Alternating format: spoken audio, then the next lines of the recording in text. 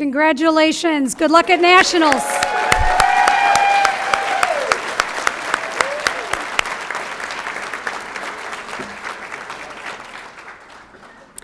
Deer Valley High School's Interact Club recently received 2 remarkable recognitions. First, they were awarded the Interact Region's Outstanding Club of Distinction Award. This honor celebrates the hard work by an Interact Club in Arizona, California, and Nevada that benefits various community organizations through service, including Crutches for Africa, Couriers of Hope for the Homeless, Red Ribbon Week, Hunger Games Food Drive, and many, many others. The Deer Valley High School group also received the Presidential Volunteer Service Award from President Trump. The award recognizes, celebrates, and holds up as role models Americans who are making a positive impact as engaged and deeply committed volunteers. In 2016, Deer Valley High School students and teachers won this award for the first time, receiving recognition from President Obama. This year, President Donald Trump is awarding 9 students and 1 teacher from the Deer Valley High School for their 1,795 combined hours of service to the local, state, and international communities this school year. Congratulations to Kimberly Blakeney, Meet Cho, Maya Crabtree, Francine Esperance, Brent Julius, Troy Kilman, Denise Morar, Abigail Patrisor, Anna Plogman, and sponsor Kathleen Saponiak.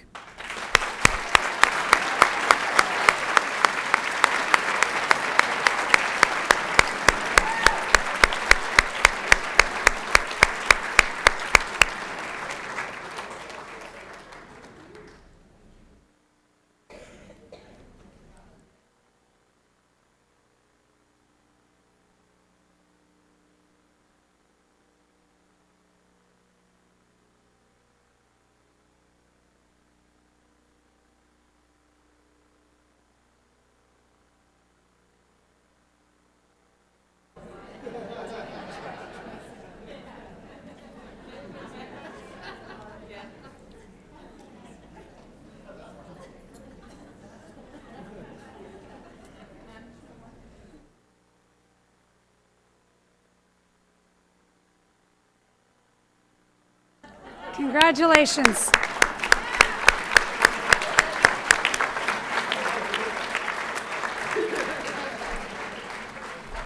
The Stetson Hills softball team completed their season by winning the Division II 2017 softball championship. This championship can be summed up with these smiles. Coaches Kristen Grasso and Janine Gallion led their team. Megan Delaney, Jocelyn Erickson, Kaylee Bieber, Taylor Birch, Janessa Rodhams, Kaylee Chavez, Jordan Brooks, Katie Campbell, Kaylee Schmidt, Kristen Lee, Elizabeth Okinbo, Gabby Graham, and manager Ashley Irwin. Congratulations to Division II champs Stetson Hills softball team.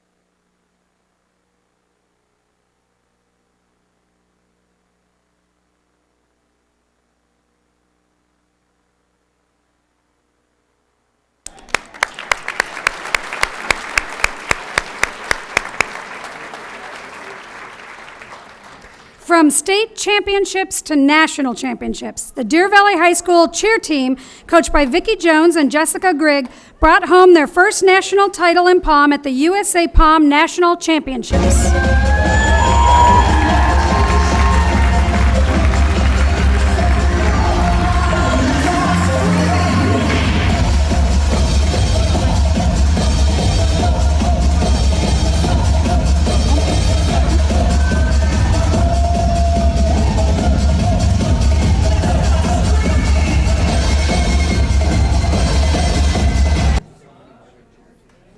Congratulations, Deer Valley.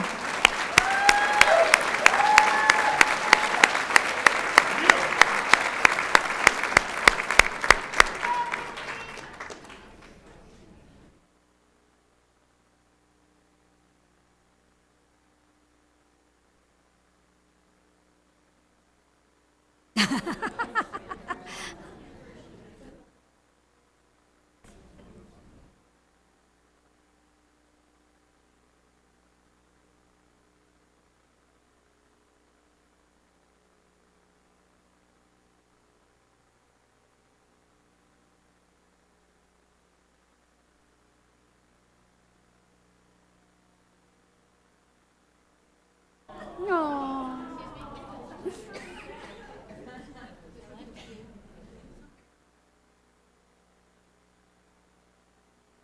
Congratulations, national champions.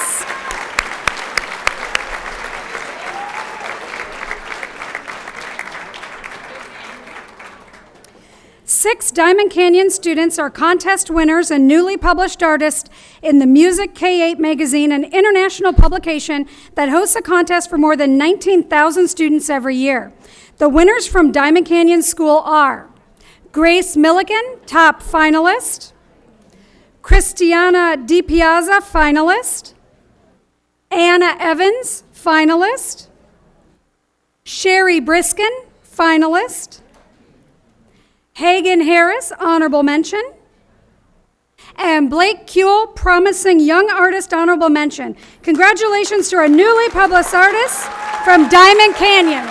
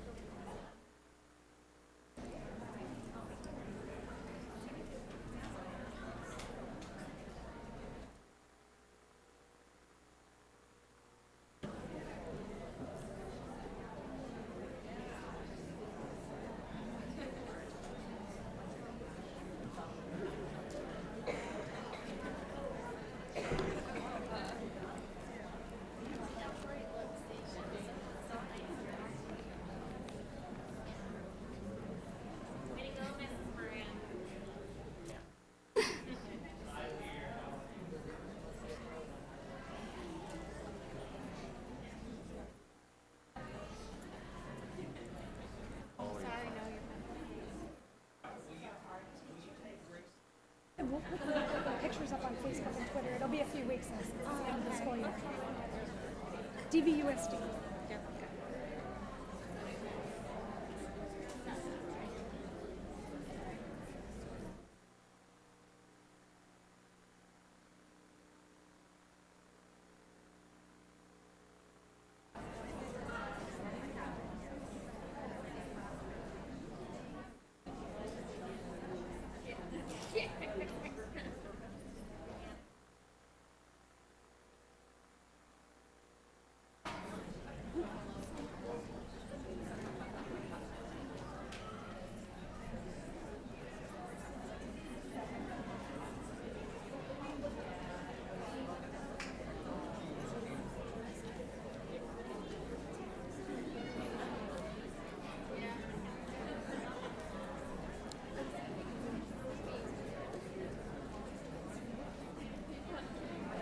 Congratulations.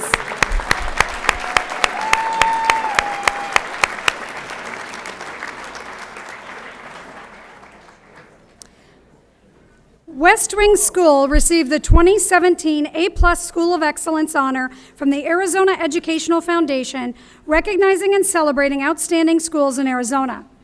Applicant schools are evaluated in the areas of student focus and support, school culture, active teaching and learning, and curriculum, leadership, community, and parent involvement and assessment data. Evaluators said this about their visit to West Wing: "It's amazing that 1,000 plus students are housed on the campus, and yet it feels like a close-knit family. Parents love this school. They appreciate the strong leadership from the principal. They feel that their children are safe and eager to come to school every day. They call West Wing a complete, comprehensive system for all children to be prepared for life." At this morning's A+ celebration, students, staff, parents, community members, and even police and firefighters cheered on West Wing. Congratulations to A+ School of Excellence, West Wing School.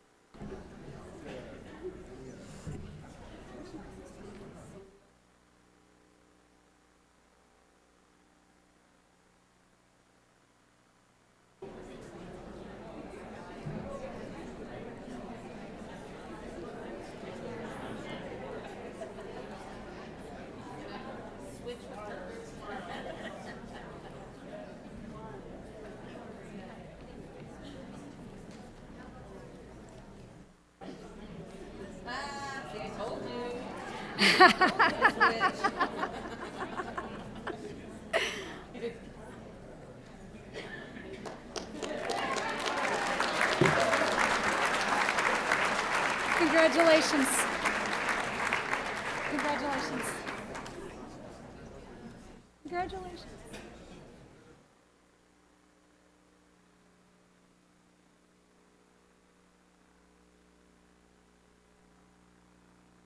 All right, let's move on to governing board reports. Ms. Frank.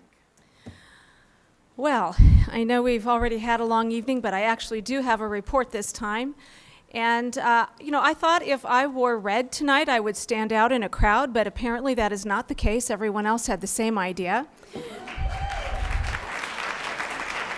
I would, first of all, like to thank all the teachers who finally came to a board meeting. And I know you, because you have nothing else to do in the middle of May. I would also like to recognize Mr. Joe Thomas, the president of the Arizona Education Association. Mr. Thomas is a tireless advocate for public education, and we appreciate everything you do. I had some really great events that I was able to attend the past couple of weeks. I went to a STEM night, a science night, and a STEAM night at Sierra Verde, Mountain Shadows, and Legend Springs, and was so impressed with the community involvement and the excitement of the kids and all things science. So those were wonderful events, and I'd like to thank the campuses for inviting me. I had the pleasure of attending the Teacher of the Year Awards, and I would like to thank the Deer Valley Education Foundation for the wonderful job they did at the Arizona Broadway Theater. It was really great to see all of the excellent teachers being honored last night. And then I popped over to Greenbrier Elementary for their core knowledge showcase and was just incredibly impressed with the hard work put in by the teachers and the students. And I would encourage other board members, if you have a chance this week, stop by Greenbrier and take a look at the projects and the things that the kids have worked so hard on. And I think that is it for my board report. Ms. Tweedy. Be brief. I just want to wish all the people well who are retiring tonight. It is definitely a loss to Deer Valley, but I'm sure that they're going to enjoy their retirement. The other thing I wanted to touch on is I did receive a couple emails this week, a lot of emails this week, and I want to let you know that although I did not have the time to respond to them, I did read them all. And I do understand the frustration that teachers in our district have. As a former teacher in the district, I could definitely identify with a lot that I've read. And please know that your concerns are important to me. And even though I wasn't able to reply to all the emails, I did read them. Thank you. Ms. O'Brien. While I believe that most of the district celebrated Teacher Appreciation last week, today is officially Teacher Appreciation Day, and I'd like to thank all of our dedicated teachers. You are amazing people, and we are blessed to have you here in Deer Valley School District. In addition, I want to thank the Arizona Education Foundation, who provided West Wing and acknowledged them with their A+ School of Excellence. They would like to quote that they were awarded that for their culture of caring and learning, and it was fabulous to see all the community members out there as well. I will ditto Ms. Frank's comments about Teacher of the Year Award last night. It was fabulous, and congratulations to all 15 of those winners. Thank you to all of the community members and stakeholders who participated in our Superintendent Candidate Forum on Friday, as well as to the campuses and departments and cabinet members who hosted those candidates as well. We do appreciate all of your work and feedback related to that. I would just like to give a quick shout out to Las Brisas. There's a parent who has a kindergartner. They put it on nextdoor.com. What do you think about Las Brisas? And all 15 comments were rave reviews of take your children to Las Brisas. So I'd like to just share that with you all. And finally, yes. Just finally, we're at that time of the year where seniors are clamoring to get out the door and on to the next phase. Juniors can't wait to be the big dogs. Freshmen are no longer at the bottom of the totem pole.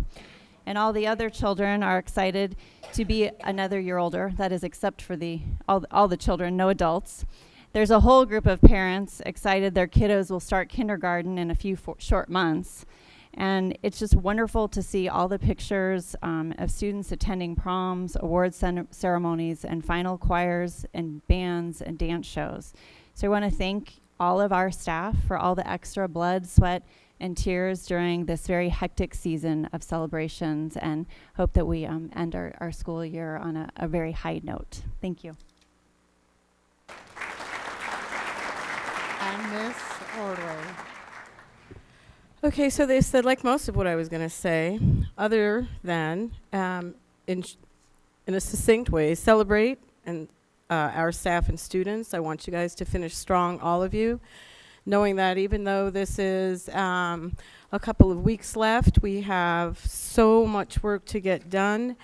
Our proms went well. That's a really big and important thing when you have 5 high schools. I just want everyone in the room to know that we use the information that we have. All of us are here for the same reason. We may not be looking at the same path, but we do want to get to the same road. So I believe if we work together instead of against each other, and we listen to information and deal with fact, not fiction, that we will be able to reach a conclusion and a solution in this district, and then maybe this whole crowd that's here could come with us and hang out at the Capitol so we could get some a real big allowance next year.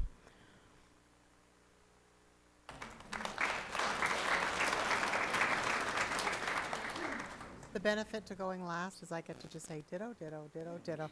But I do want to do one extra shout out, only because I didn't hear it in all the dittos, I want to thank Karen Meyer and Marie Brennan for putting on last night's event and all the work that they do for us, honoring our teachers and just all the work you do in general. So I just want to thank you and all the rest as well, but that's it.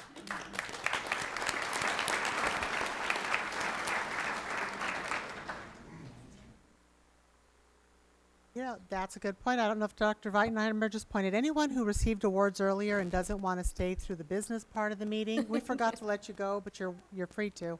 I think they did anyways. Yeah, I think they did anyways. Yeah. So, Dr. V, you're up. Thank you very much. I'm going to turn my time over to some amazing students that worked with me this year during in the Superintendent Student Advisory Council. So Matt, Nick, Thomas, and Haley, if you'll come up. And let's hear about the summit and your experience. And Ms. Ho, are you in the room somewhere? Over there. Kenna Ho, my partner in crime and the mama to these students in the Student Summit. Thank you, Kenna, very much for your dedication and your help. All right, guys, take it away. All right, thank you. Good evening, board members, Dr. V, guests. My name is Matthew Saunders. I'm an 8th grader at Stetson Hills Elementary. I'm also a part of Superintendent Student Advisory Council. And in the Student Advisory Council, we have a mission statement. And, oh, it's right here. Thank you. We develop it in the council each year, and we renew it and make any changes that are necessary if we need to. And here we are. It is, we, the Student Advisory Council, shall, through community, service, outreach, and teamwork, positively influence the students and community in the Deer Valley Unified School District to become better leaders and understand real-world situations. And so the overarching goal for our council is to educate and empower. We need to educate ourselves and our peers on a topic and empower them to do something with that knowledge. We also reach out to all DVUSD schools to determine if there are issues common in all schools that we can address. This year, we also participated in a core value portion of the strategic planning process.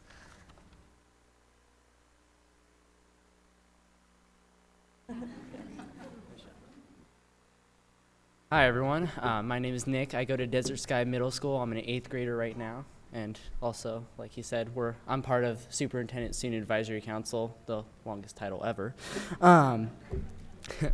What's the Superintendent Student Advisory Council all about? The students are chosen to participate by the campus administration. These students possess leadership qualities and good communication skills. We have a diverse set of interests, skills, and experiences that we bring to the council. Then also, since not every school is represented in the council, we actually communicate with those schools to make sure that they have a say in what we do.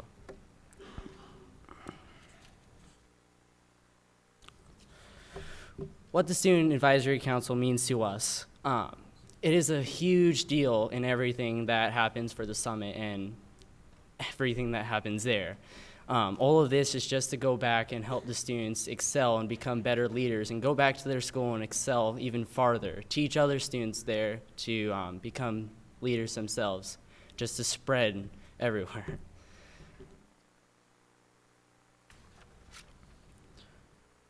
Understand. Well, for those of you who don't know, the summit is what the superintendent is all about. We plan the summit for different students from all around the district to come together and to meet for this convention, to say, where we teach them different skills such as understanding their community, which is community, our topic this year, by the way. That was a good way to throw it in. And it teaches them about anything that we need them to learn. So anything from bowling all the way to community like we're going through. So inside of our community, we have Understand. Understand is the segment to help show the importance and techniques of coming together. Now, in this Understand, we have different activities. One of the activities was Candy Question, which Candy Question was an activity focused on not making snap judgments towards people, just not coming right away and saying someone does something, just assuming that. You want to talk to them, meet them. Then Read My Eyes. Read My Eyes help develop understanding of others by focusing on what their eyes sometimes saying. Read My Eyes help develop understanding of others by focusing on what the eyes are sometimes saying, not just words. So you got to actually understand what people are going through. Thank you. Hi, my name is Haley Matthews. I am a sophomore at Sandra Day O'Connor High School. And so the second portion of the of the summit was the Unite, and the purpose of this portion of the summit was to teach the kids to achieve a common goal and unite as a team. Two of the activities that we did at the summit, one of them was called A Hole in the Tarp, and the students were asked to hold a tarp, and it had holes in it, and try to keep plastic balls from falling in the holes. This required them to communicate, work together, and another thing that we did was we mixed up students, so they were working with people they didn't know.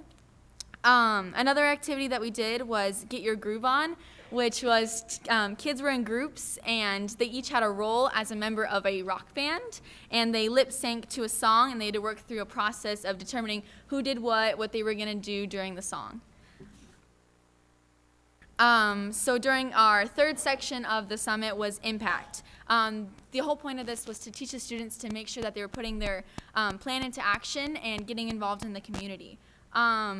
Two of the activities that we did there was an oil and water activity, which was a visual experiment that showed them how things can change when the right variable is introduced. So basically we had oil and water, we mixed them together, but obviously oil and water are different densities, so they didn't mix. But when we added detergent, it mixed together, which showed the students that certain things are required to make certain things work out. Another activity that we did was the Random Acts of Kindness, which was a part of both the Unite and Impact portion of the summit.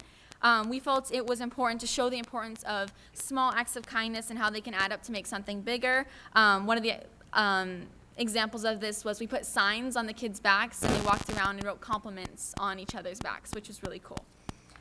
Some of the statistics of this year's summit was 228 students attended the summit, along with 40 chaperones. This was put into groups by schools, and they were put in bigger groups with 4 or 5 schools that they could communicate with and work in teams.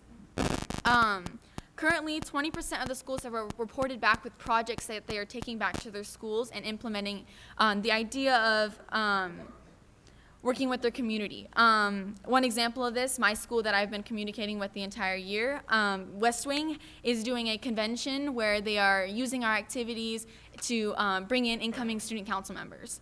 And then some schools are going to implement their projects into the next school year. Hello, my name is Thomas O'Brien. I'm a senior at Sandra Day O'Connor. So the takeaway from all this, as my colleagues just explained with the summit, we had Understand, Unite, and Impact, which is basically a 3-step plan that we tried to pass on the schools of understanding the situation, understanding your community, then uniting, coming together, making a plan, identifying the issue, figuring it out, and then actually going out there and implementing the plan to impact the community.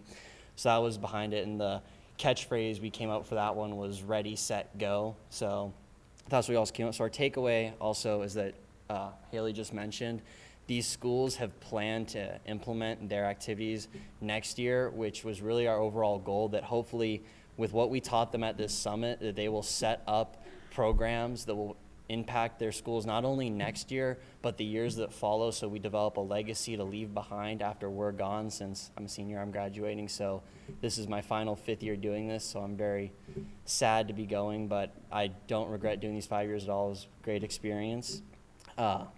We'd like to thank Dr. V and Ms. Ho, our advisors, who worked with us each and every year at every meeting, every month.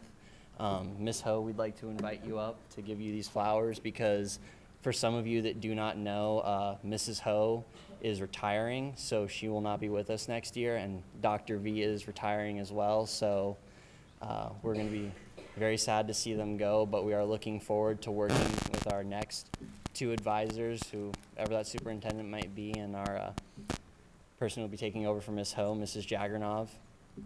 We'd also would like to thank you, board members and administrators, and also students, who are really the key part in this whole process, because without the administrators and the board members' support and allowing us to do what we do, and the students actually taking what we taught them and putting into use to help develop their skills, this really would be for nothing. We would like to thank you for your time, and that's it.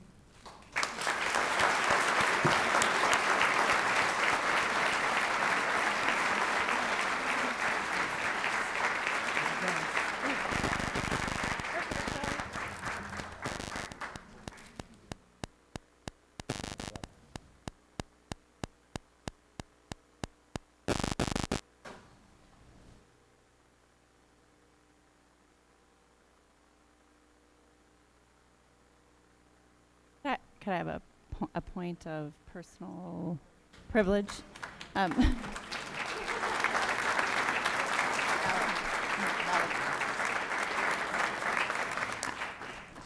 I would like to thank Dr. Weitenheimer for continuing on the Student Advisory Council, and Ms. Ho for being their advisor. My daughter, who graduated in 2014, got to participate in that program, and that was my son speaking, who will be graduating next week. And so this program does wonderful things to teach them leadership skills, but also to take it out to the entire district, where they can implement the thoughts and the ideas out into all of our kiddos, and help them become community members, better community members. So thank you, Dr. Weitenheimer, for continuing it, and thank you, Kenna, for your dedication.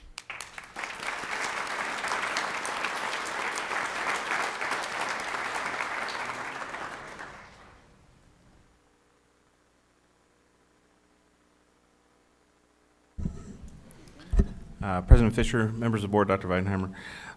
It's always difficult to follow up after the student summit, but I'll do my best with the fiscal reports for this month.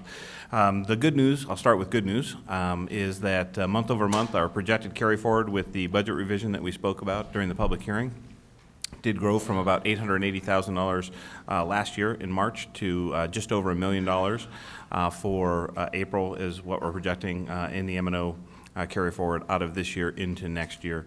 And the other news, I won't call it bad news, is that year over year we were at $1.2 million April of 2016. So a little off the pace from last year, but last year we had a much bigger change in our budget revision. So almost $800,000 was the budget revision a year ago in fiscal year 16. So we're still tracking in a positive way with the M&O budget, but a little off the pace from a year ago, and certainly increasing from the amount that we looked at last month in March. And I'd be happy to answer any questions.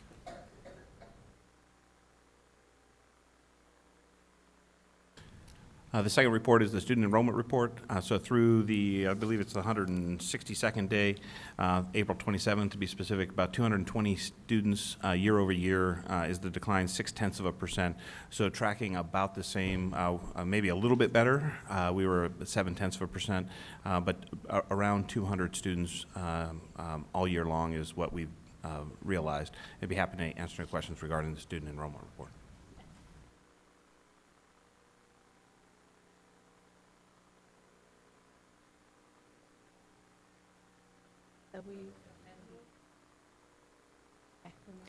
All right, so moving to action item 9B. Are we ready for that? I move that the governing board accept the administration's recommendation for the principal at Barry Goldwater High School. Oh, okay. Jenna. Second. Stolp? Governing Board President, Governing Board members. Anita Stolk, Dr. Stolk, comes to us from Paradise Valley, and we are thrilled to have her skill set joining us next year at Barry Goldwater High School. As you know, she was unable to stay for the rest of this meeting as she is committed in her district this evening for senior night. She's in charge of running the show over there, so she had to drive back over there, but we're excited to have her join our team.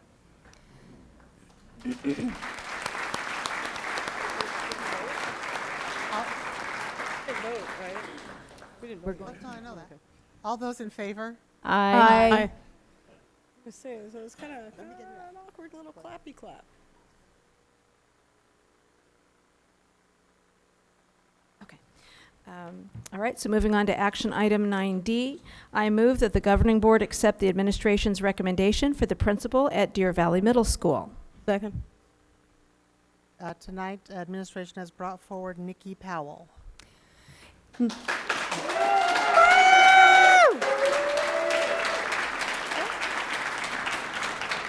So to our audience, we would like to introduce Nikki Powell. Nikki, if you'll please stand. She's back there. She's currently the assistant principal at Deer Valley Middle School.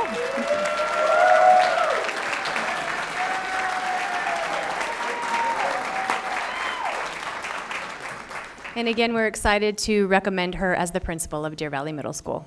All those in favor? Aye. Aye. Action item 9E, I move that the governing board accept the administration's recommendation for the principal at Stetson Hills School. Second. And administration has brought forward Carrie Mabey. Carrie Mabey, if you'll please stand.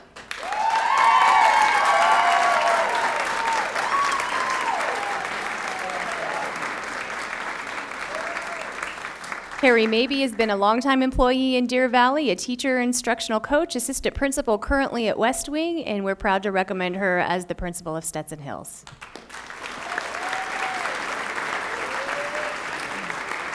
Those in favor? Aye. Aye. Okay, action item 9F. I move that the governing board accept the administration's recommendation for the Director of Administrative Leadership and Services effective 7/1/2017. Second. And administration has brought forward the name of David McNeil. David McNeil, if you'll stand. He's behind you. Where is he? He's back there. Hi, David.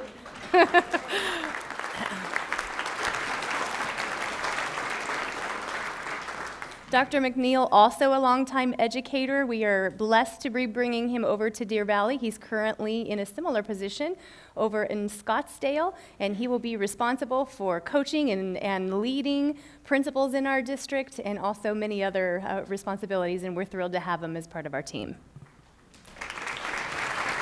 All those in favor? Aye. Aye. Action item 9G, I move that the governing board accept the administration's recommendation for the Director of Organizational Improvement and Professional Learning effective 7/1/2017. Second. And administration has brought forward Jean Copen. Jean Copen.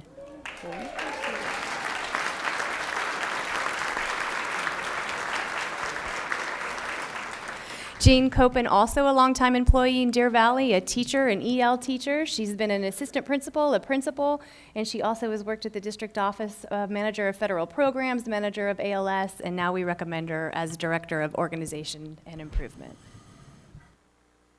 All those in favor? Aye. Aye. I'd like to take a minute to welcome Anita, Nikki, Carrie, Jean, and David. Well, Jean, you've been here. Some of y'all have been here, but welcome you to your new positions, and thank you for agreeing to serve Deer Valley and our students. Can we get one final round of applause for our new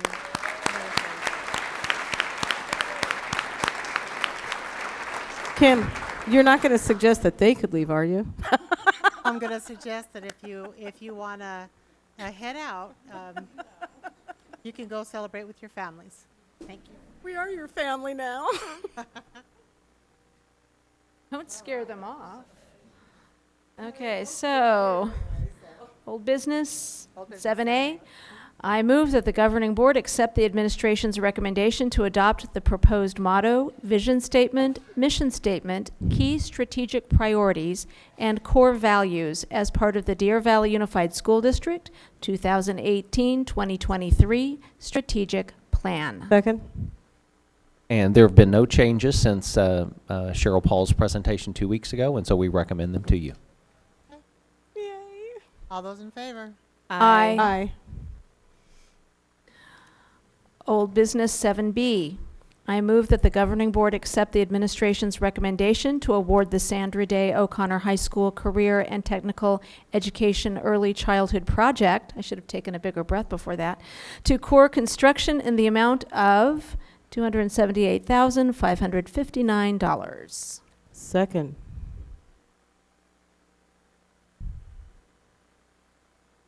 Changes? Jim, any changes?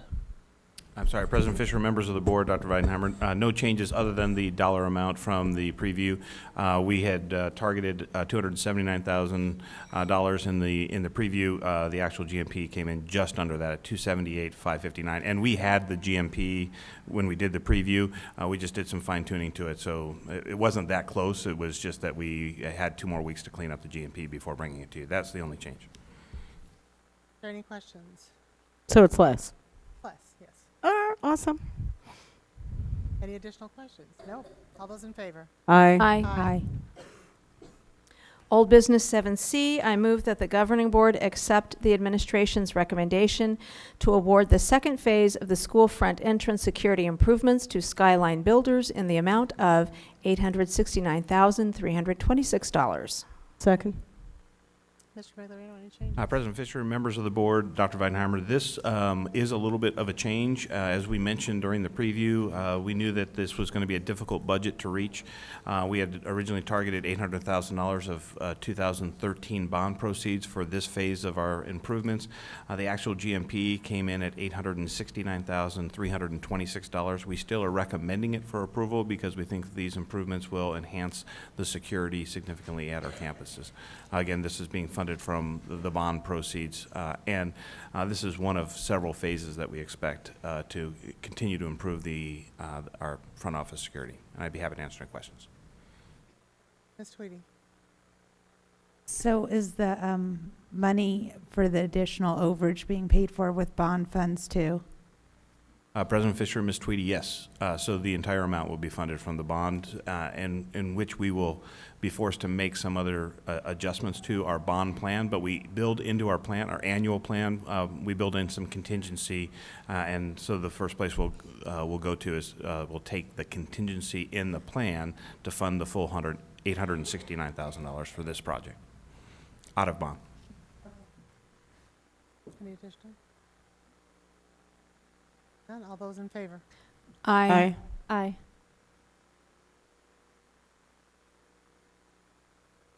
And finally, the moment we've all been waiting for, old business 7D.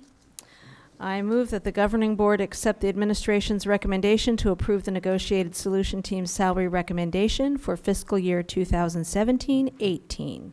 Second. Okay, we have, yeah, go ahead and do your presentation first, and then we'll, but one question though while we're doing that.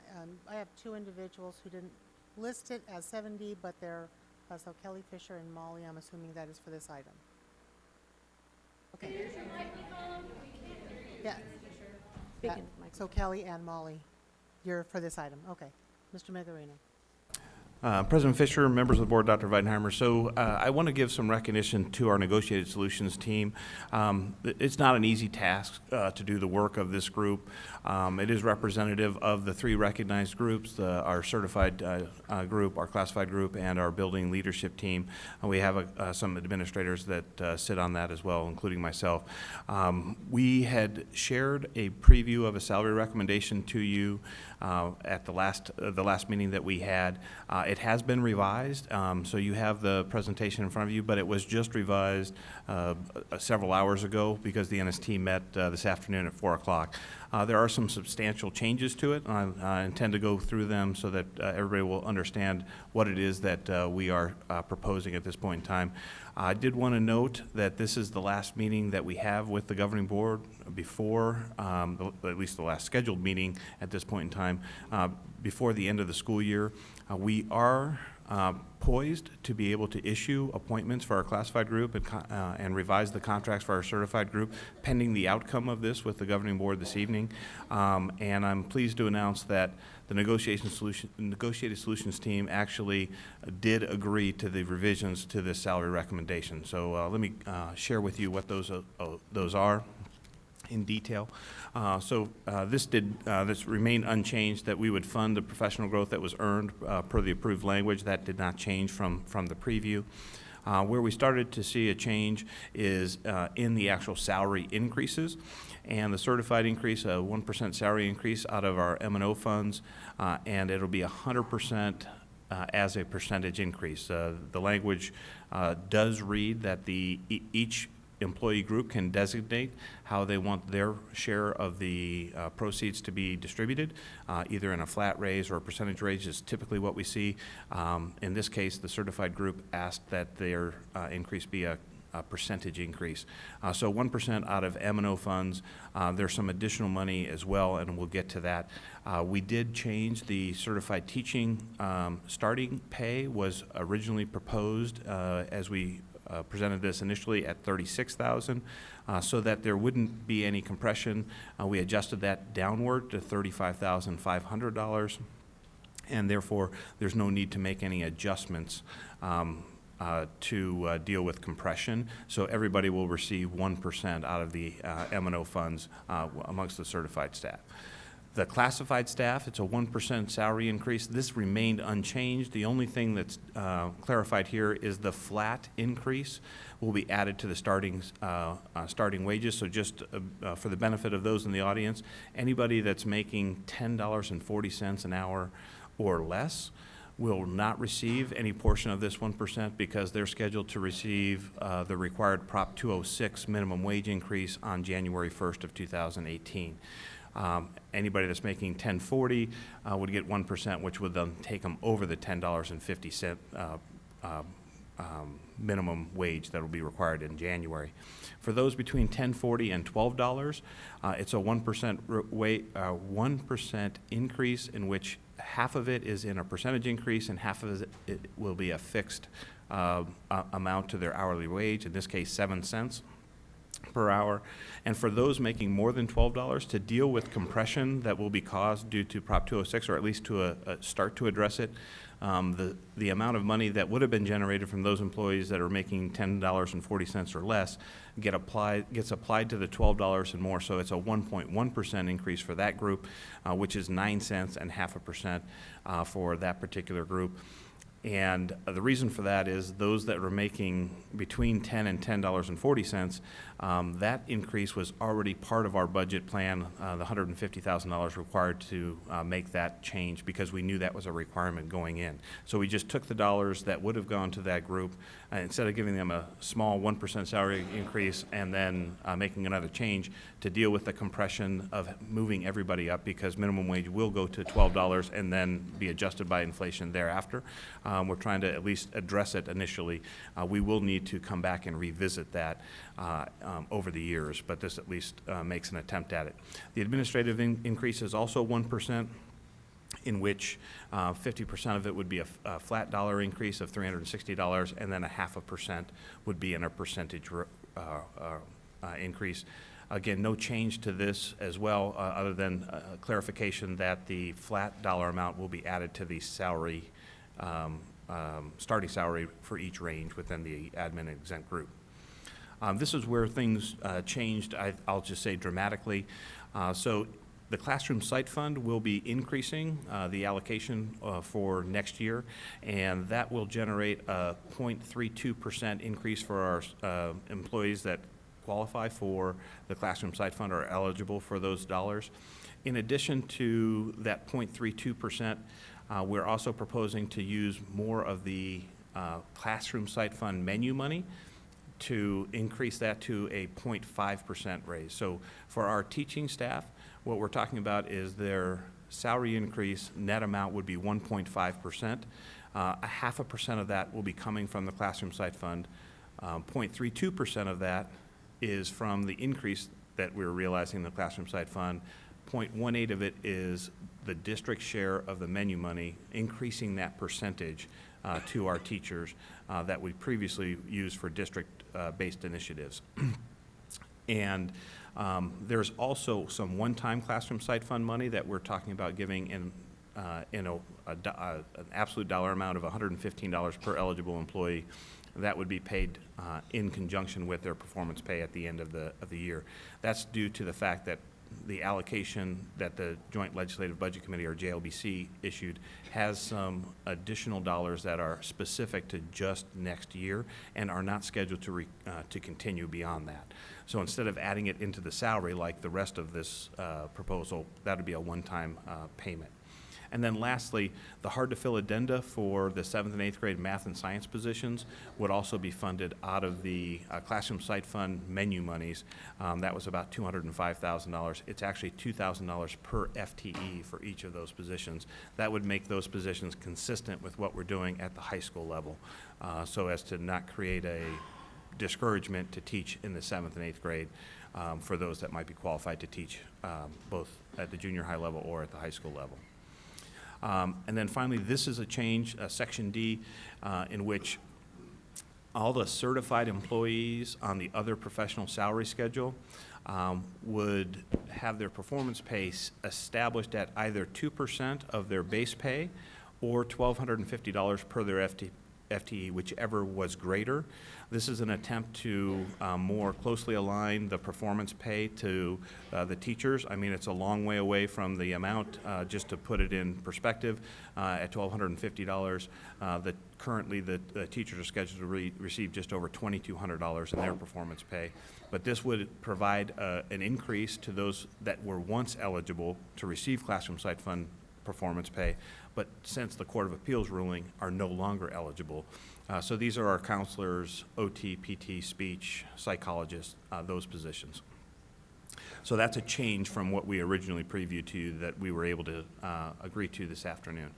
And then finally, any legislative changes that provide additional funding will be applied for their intended use. We left that language in, even though the budget has been passed by the legislature, and that's due to the fact that The additional dollars of 1.06% for teachers requires some special provisions that the board approve in a separate meeting with some specific notices. So we'll have to bring that back to you after we have complied with those notices.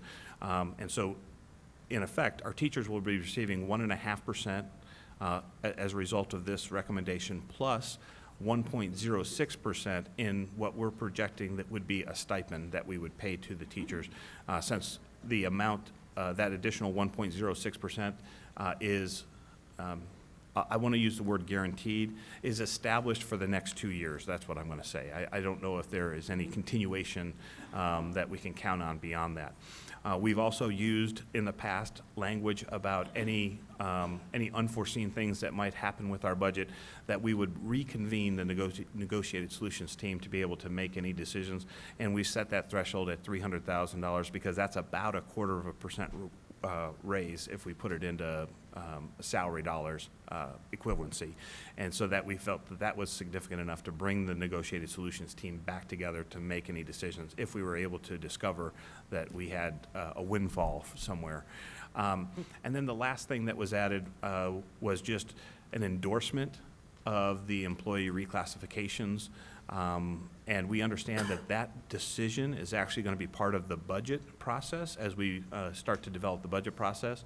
But it was because it affects the some employees' salaries. They're talking specifically, and we can clarify this if need be, but the process-driven reclassifications that are scheduled were what the negotiated solutions team actually was trying to endorse and include in the salary recommendation. And I'd be happy to answer any questions. And I know that many of the NST group is here, so I wanted to again acknowledge them for their time and effort. There's been a lot of time spent on this, not only in the formal meetings, but outside of those meetings, reaching out to the constituency. And I know that some of them may even elect to speak in regards to this evening. So I'll be happy to answer any questions. I think before we ask questions, let's go ahead and get all the comments. So if you could go ahead and start lining up. Let's start with Kelly Fisher, Molly Bly, Maria Leyva, Matthew Weaver, and then we'll hit the next set. Ms. Frank, if you could Okay. please read the... All right, the board invites public comment on the district's business in general and on any agenda item in specific. All speakers must observe the rules of decorum. Speakers must fill out a card listing name, address, and topic and hand it to the board secretary prior to the president calling the meeting to order. Speakers must make their comments in no more than 3 minutes. If necessary to accommodate all speakers within the 30-minute overall limit, the board president may shorten each speaker's time. Constructive criticism is in order. Rudeness, vulgarity, disruptive conduct, or remarks disrespecting personal dignity are not in order and will not be allowed. Under the Arizona Open Meeting Law, the governing board cannot discuss or act on any items not listed on the agenda. Board members may respond to criticism made by a speaker, ask staff to review a matter, or ask that a matter be put on a future agenda. And state your name for the record. My name is Kelly Fisher. Good evening, President Fisher, governing board members, Dr. Weitenheimer, and guests. My name is Kelly Fisher, and I'm a proud 16-year veteran of Deer Valley Unified School District. And I'm here to talk to you tonight about one simple word: value. How much does Deer Valley really value their employees? It's easy to say the words, and we all love the kind notes and cards we receive from our students and our parents, but it's really the actions from our employer that speaks volumes. I stand before you tonight with many of my colleagues sitting behind me in red because we want our voices heard. We are all here for one reason. We want to feel valued by the district where we have given our time, our energy, and our hearts to our students time and time again. We all came to Deer Valley not to be rich and not to be famous, but to make a difference in our classrooms. We work 50-plus hour weeks, plus weekends and summers. And in return, we would like to feel as if the district we have chosen to pursue our careers in thinks we are an integral part of their success and shows us by giving us a well-deserved pay raise to our base salary. I have one closing thought. Throughout the NST process, we have repeatedly discussed increasing the salary of a starting teacher and how important it is in the hiring process. And while I agree it is very important to pay all teachers, my opinion is that we would not need to hire so many new teachers each year if we simply made the decision to value those who are already teaching here through your actions, not just your words. Thank you.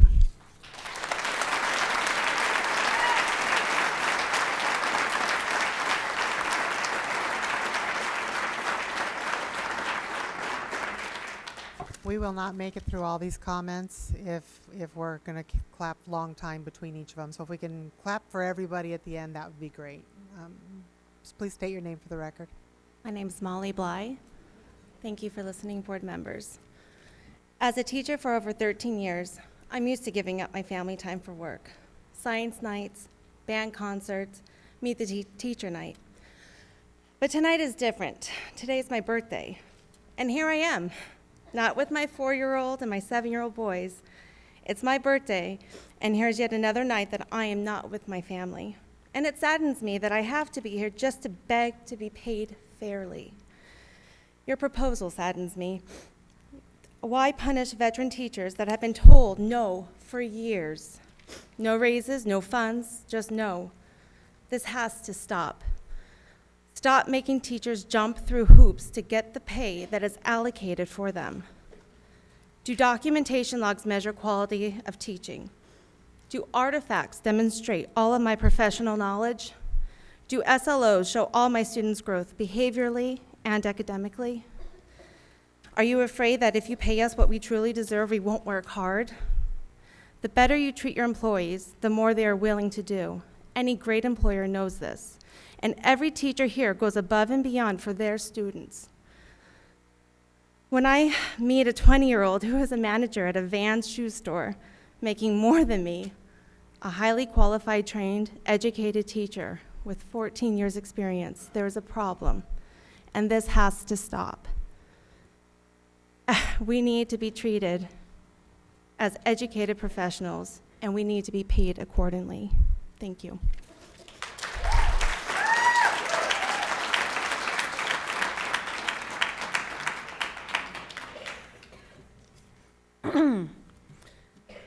Maria Leyva, Deer Valley Education Association, President Fisher, Governing Board, Dr. Weidenheimer, and guests. First, I'd like to thank the crowd in red behind me because they are the concerned certified employees of Deer Valley and classified in blue. They are concerned about how they feel and have been made to feel. They feel devalued, overworked, and underappreciated. We also feel that a salary schedule should be brought back.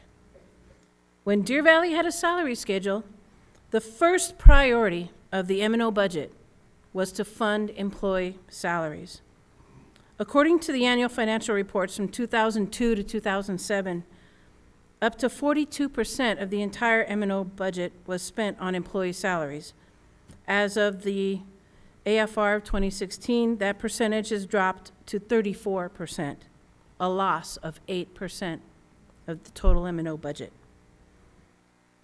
To be clear about certified increases, the 1% increase will be added to the base salary. The other 0.5 is from the Classroom Site Fund 11 and Fund 13. That varies from year to year. DVEA is asking the Deer Valley School Board to pass a resolution that there be a permanent annual minimum salary increase for all Deer Valley employees. Until the salary schedule can be reestablished, this will be a welcome but temporary solution. Thank you to all the board members for speaking up at every study session, work session, and board meeting on behalf of employee salaries.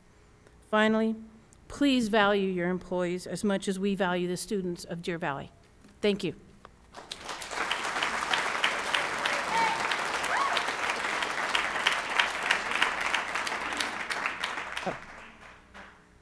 Matt Weaver was next. President Fisher?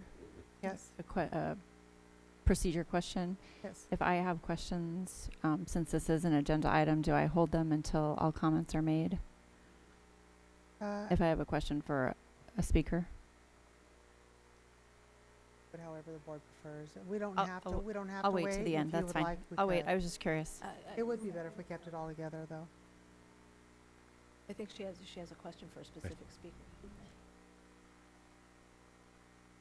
Right. Right, that's why I'm saying, if you'd like to go ahead and ask the Okay. question, we can do that. Could Ms. Leyva please return to the podium? Yeah, tag. Yes. I just want to clarify and make sure I wrote down the proper numbers. You said from 2002 to 2007 that the teacher salary and benefits were 42% of the M&O budget? Correct. And when did the 34% happen? Past 2007, so I would guess at when the economy took a dip in 2008. Thank you for clarifying. Mm-hmm.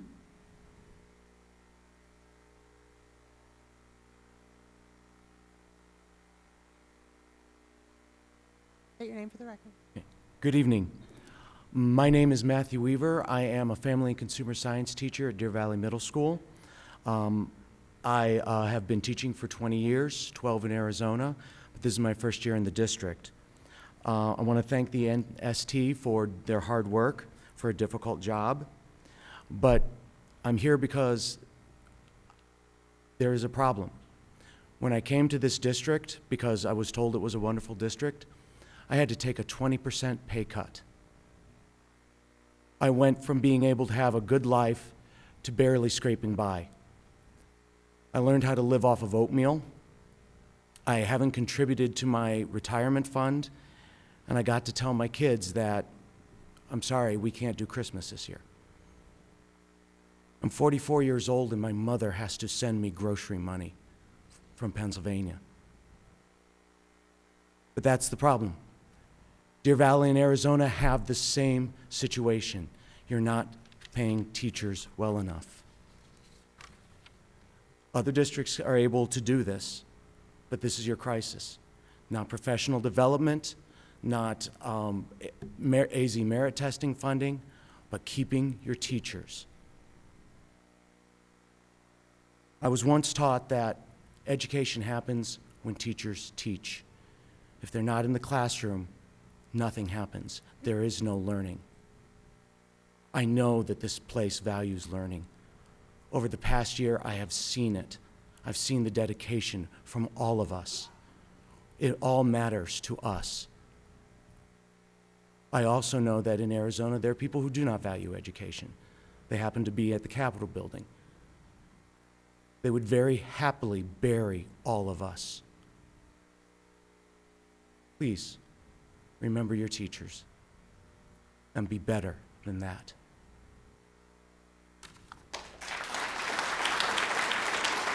Next up is Jenny Markham, Marcy Morrison, EJ, say that last name for me.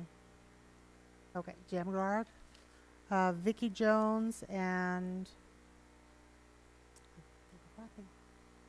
I'll repeat them again now that we're not clapping. Jenny Markham, Marcy Morrison, EJ Jamsgard, Vicki Jones, and I think this says Rhonda. Is that a Rhonda? Okay. McWhorter. Go ahead and state your name for the record. My name's Jenny Markham, counselor at Barry Goldwater High School. Good evening, President Fisher, Governing Board, and Dr. Weidenheimer. I'm currently a counselor at Barry Goldwater High School. I've been employed by Deer Valley Unified School District for 36 years and taught in 2 other school districts prior to teaching in Deer Valley. I have served as a school counselor for 32 years. I've served as a department coordinator, also known as an instructional leader, served on multiple committees over the years, including the BGHS A+ committee, which resulted in A+ designation 2 times. So I'm very disappointed that I'm not able to be compensated equitably to teachers. I am fortunate to have benefited from the years that we had steps on the salary schedule, unlike many of my colleagues. School counselors are required to have a master's degree for certification, which should place them above many teachers on the salary scale. Several years ago, the counselors were removed from the teacher salary scale and not equitably compensated. Many of my colleagues are currently earning less than teachers who have fewer years of education, but the same number of years of employment. This morning, there was a modified offer for counselors, which is still not equitable to teachers, again, widening the gap between teacher and counselor compensation. All school counselors serve as educators, educating our students in the academic, personal, social, and post-secondary domains. In addition, I do not agree with the proposals for salary increases per the proposed NST salary package, and I am very concerned about the recently approved state budget for teacher salaries. I was hoping that tonight you would consider delaying a decision on the NST proposed salary package and look forward to possible future discussions of my concerns. Thank you.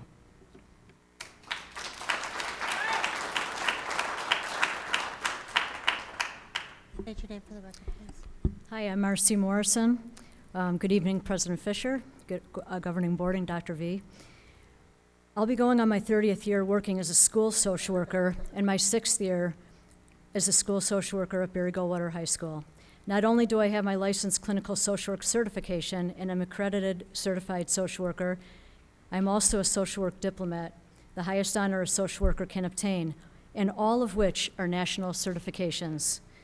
Though I've had my school social work specialist credential in Illinois since 1992, when the Illinois Board of Education began to recognize school social workers as an integral part of the school system, I recently obtained my school social work certification with the Arizona Department of Education this year, right after the ADE officially adopted this certification as well.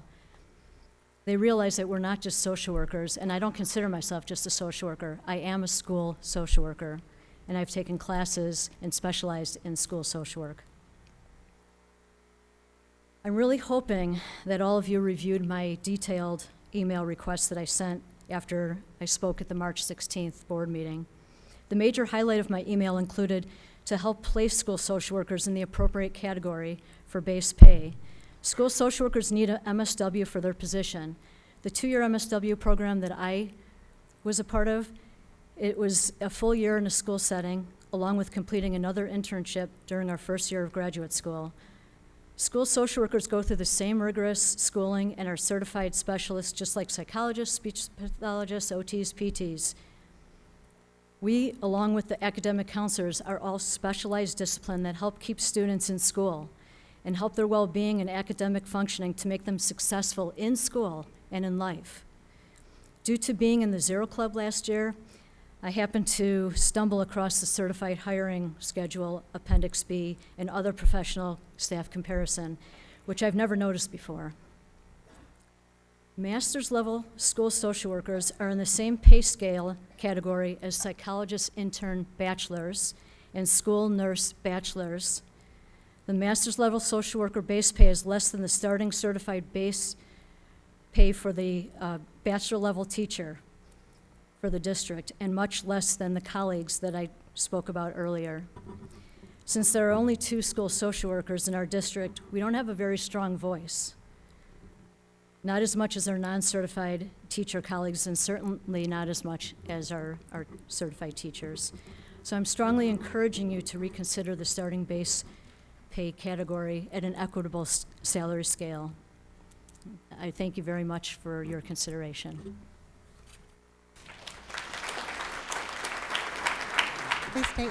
Please state your name for the record. Good evening. My name is E.J. Jamesgard, and I have been a counselor in Deer Valley for 7 years. First of all, I want to thank each of you for the commitment to our community. As you are aware, our district is comprised of many certified employees who are not classroom teachers, yet contribute significantly to the success of students on our campuses. As a counselor, I am but one. There are also nurses, psychologists, intervention specialists, instructional coaches, RTI specialists, and scores of others. However, for the past several years, we have been compensated far less for our performance pay than our peers. And while I do not know what the outcome of the 17-18 budget will be, I want to extend my sincere appreciation to the board, the district, and DVA executive members for taking the time the past 18 months to listen to our concerns and attempting to fairly compensate all certified employees. Thank you.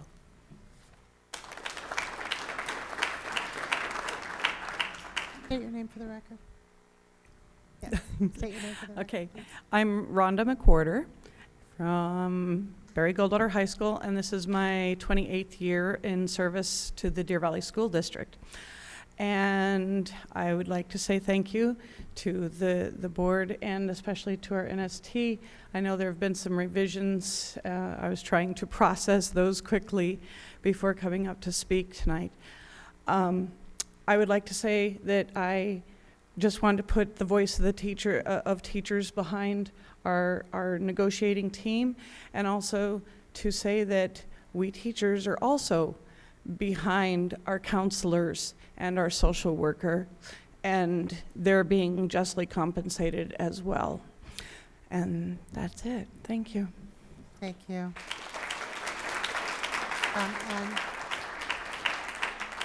And we missed Vicki Jones.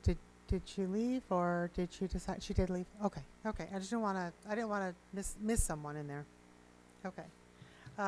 So now that's the speaker. So we had questions. Hey, Ms. Tweedy. I'm just a little bit confused. So you're bringing forth the salary tonight. It seemed like when we had our budget discussion, there were a list of priorities that were brought before us in no particular order. Did the NST go through a process to rank those? Because we're only looking at the salary portion. President Fisher, Ms. Tweedy, yeah, so we did not go back to the list. We had a limited amount of time this evening. We worked specifically on the salary recommendation. We feel that the budget decisions need to be addressed in a different venue, maybe even with some more board input. It doesn't change the available resources that we have that was comprised of that overview that we shared with the board previously, though.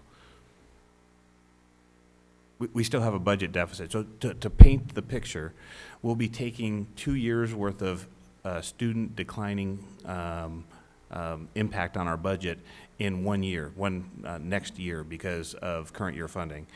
And so we have a $1.1 million deficit as a result of that, even though there are some inflationary funding that we get to look forward to. But we used all of the other means to be able to afford the 1% increase for the M&O portion of the salary recommendation. So that was the delaying of the capital purchases, namely the CTE textbook adoption portion of the capital allocation, and using more of the community education cash to be able to come up with the means to overcome the deficit and provide the dollars for the 1% salary increase for all employees. Well, I guess the problem I have with having NST salary discussions prior to having budget discussions, I made several suggestions at the first budget meeting and I never heard back on them. So I requested that maybe we find a way to reduce travel expenses, and I never heard back. I requested that we developed a uniform criteria for paying addendums, and I never heard back. I asked about reclassifications, because what I've seen in years past, and as an employee or an underpaid teacher in my case, but even all underpaid employees, it's disheartening when we're told there's no money, and then we see a huge list of reclassifications every June. And then I was sent some information, and it appears, at least from what I'm seeing, that there are salary schedules for certain groups that weren't board approved for anything that I know of this. And then some of the reclassifications I looked in years past, and we sit here and we hear this every year, there's no money, but then there ends up being money, I mean, for other things. So if there really is no money, then I think we need to act like we're poor for the rest of the year. We can't be bringing forth things that are of an expense, because it's insulting.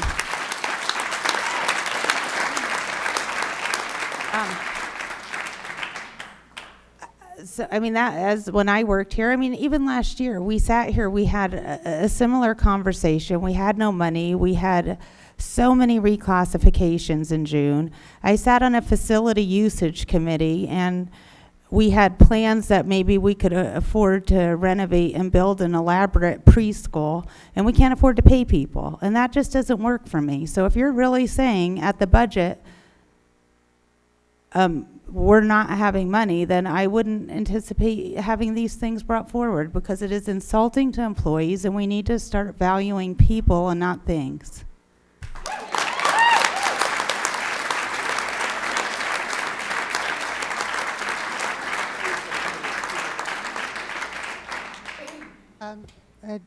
Just to clarify, because I just want to find out, the things you mentioned, they were in the Friday updates. Is there additional information that we want to ask? So did we come up with a plan for doing any reductions? I mean, I said What was that? You asked for the information. and no, I said at the budget meeting, is there a way we could reduce this? And could we reduce these expenses? And use some money in these areas for salaries? I've suggested that several times, and it's never been. Well, we haven't had the buddies. The first budget, well, no, not the reclassifications we haven't discussed yet, but we're going to decide we have no money without even talking about that. Sweetie, I'm not arguing with you. I'm just asking, is there additional information beyond what we've been I would like a provided that plan if we need? can make cuts in these areas. I think I've said that. Okay. Ms. Frank. Mr. Miglerino, did all employee groups vote to ratify the recommendation you have brought forth to us tonight? President Fisher, Ms. Frank, yes, they did. Okay, so that classified. I'm sorry. You said ratify. All of the NST representatives in the meeting did vote to endorse the recommendation. There probably wasn't enough time for them to get a formal ratification. I know DVEA reached out to their constituency to get some feedback. I believe the DVUSD group ratification would be at their next meeting, which is scheduled for next week. So not the full employee groups ratifying, but the NST representatives did endorse the recommendation that we're sharing with you this evening. That would be so the DVUSD representative endorsed this, DVA representative and the building leadership team, their representatives all endorsed this. Yes, and I should probably add, in some cases, maybe reluctantly, just because they understand that, we'd love to do more. We just don't have a suggestion that would be sustainable to be able to do more. But they did all vote in the affirmative. Okay, and I just want to clarify a few items. First of all, I'd like to state that I'm disappointed the percentage increase for employees isn't more. And I also would concur with Ms. Tweedy that going forward in the future, we really need to look at, are there places we can cut? And I do understand the desire to offer a higher salary to new hires to attract them.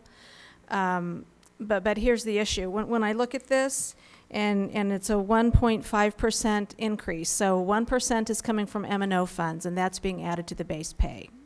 Do I understand that correctly? That is correct. Okay, so the additional 5%, which comes from classroom site funds, is technically not added to the base pay, is it? Actually, it's 0.5%, not 5%. I'm sorry. I was dreaming there for a minute.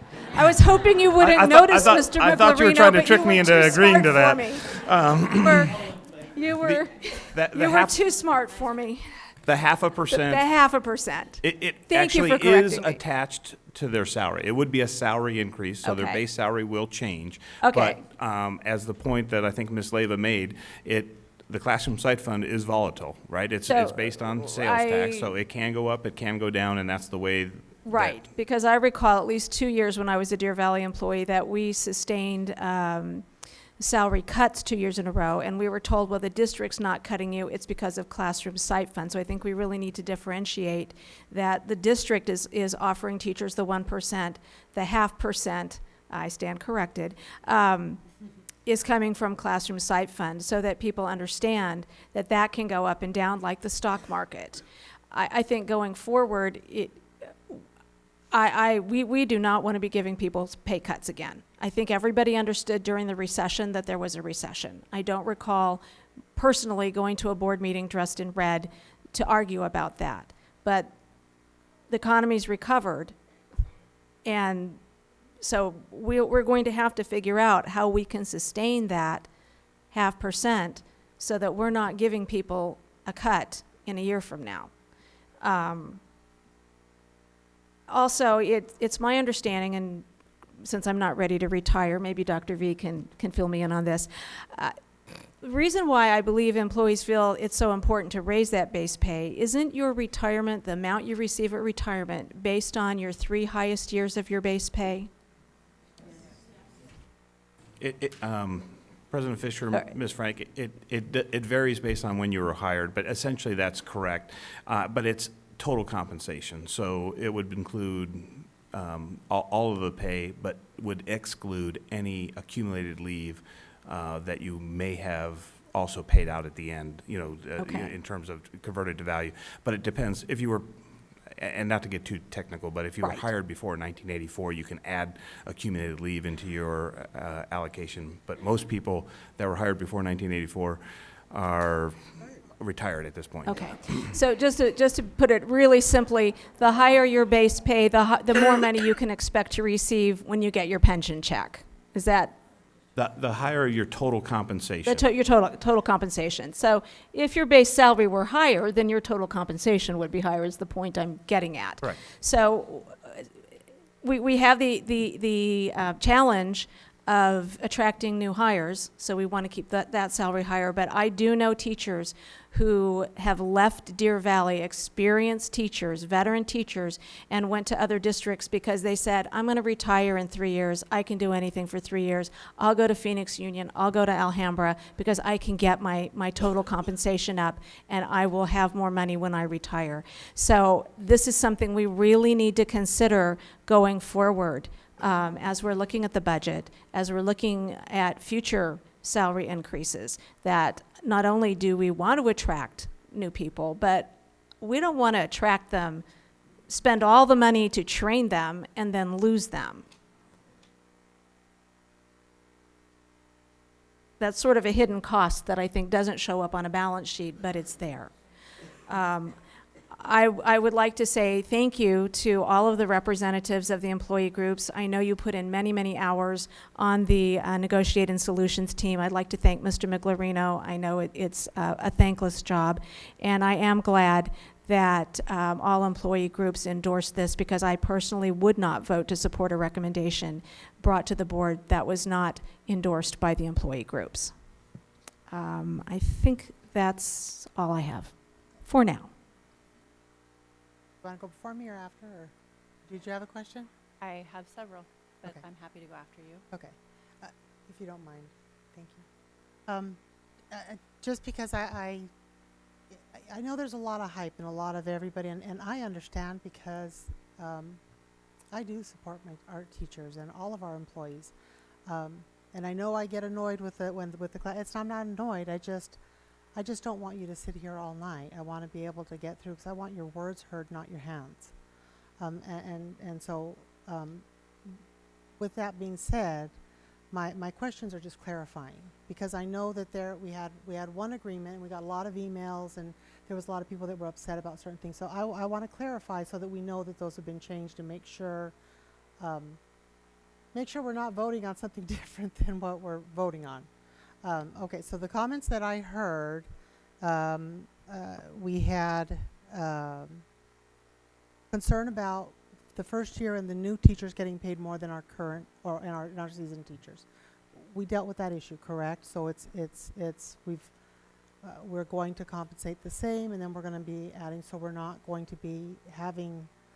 to undo the work we did last year of fixing, making sure that our veteran teachers are getting paid, correct?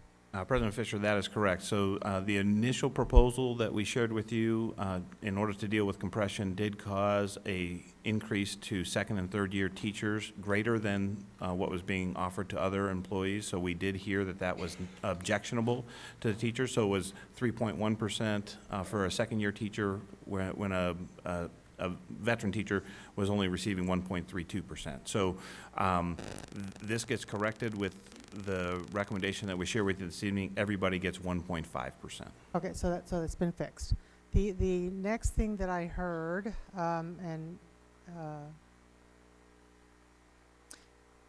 forgive my ignorance, counselors versus social workers. I just want to make sure that we did not lose anyone, any group or anyone. And I know that their performance pay is different, and we're still off. We have work to do. But we didn't miss anybody, correct? In the raise, in the salary Yes, increase? making sure that we're getting them, and then well, let me go back to here. You were talking about the other professional, the schedule where they're getting the performance pay. You said the other certified employees, so that's your Right, so, OT, PT, counselors, social workers? yeah, so yes, the social workers, all of those are certified, so they're certified on the other professional salary schedule. And we can provide that list again if you'd like of those positions. But just to be clear, that group gets 1% because they are still ineligible for classroom site funds. So they'll receive a 1% raise, not a 1.5% raise. The recommendation that we have before you alters their performance pay, increases the amount of their performance pay slightly. It's about $60,000. Okay. So, but they're still less, but we're doing better because, it's the other fund that's has them less. Is that what that is? In other words, it's the 0.5 that they're not receiving because they're not actual teachers based on the way 301 is written.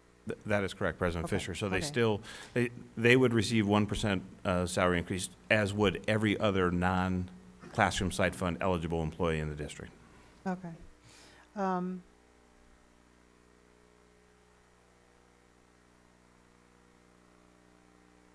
If, I understand this is just a salary recommendation, we still have budget to deal with. Are the contracts written in such a way that, and I get that our budget is, we're still gonna have to find a shortfall. If in the budget process, we can find more, can adjustments be made? I mean, we have to get contracts out, so if we take this, can we adjust it if we find more money? Or if we find somewhere we can cut it? And I don't know that we will or won't, but I'm just saying, I don't wanna close the door, but I also don't want our employees leaving without a contract and knowing what that's gonna be as at a minimum. That's, So President Fisher, yes, you're correct. And the contracts are written in such a way that they can be altered, increased. And it was also part of what was included in the salary recommendation. Anything over $300,000, and we established the baseline of the April 20th budget revision, or budget version that we created for fiscal year 18, would then go back to NST so that they can also contribute and have some input in what that decision would look like. So it's been covered in two ways, one in the contract language itself and one in the salary recommendation that we have before you. okay, Ms. O'Brien, if you can ask your questions, I'll look at my chicken scratch. I think that's the questions I have. Mr. Miglorino, do you know what the starting pay will be for Peoria Unified School District and PV Unified School District? President Fisher, Ms. O'Brien, I do not know what it will be next year. I do not have that information. Okay. I looked it up. What the new one will be? What's currently on their website.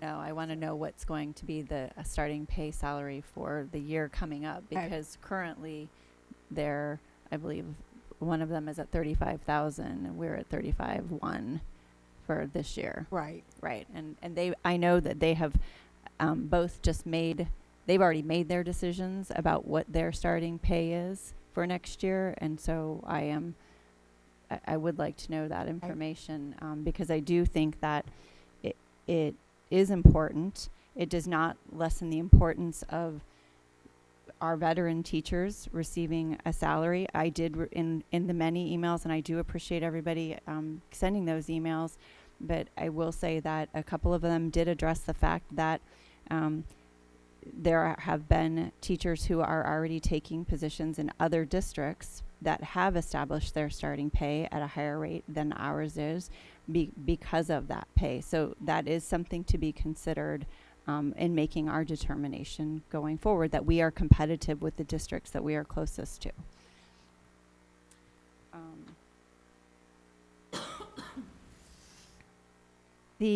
On page, I'm sorry, I don't know what page it is, page 3 or page 4 of the Salary recommendation, Mr. Miglerino, you talk about an increase of 0.18% from the classroom site fund that will be that will help to make up what I believe is the 0.5% pay raise for the teachers who are eligible for that. What initiatives or what will not occur with that change of where those funds will go?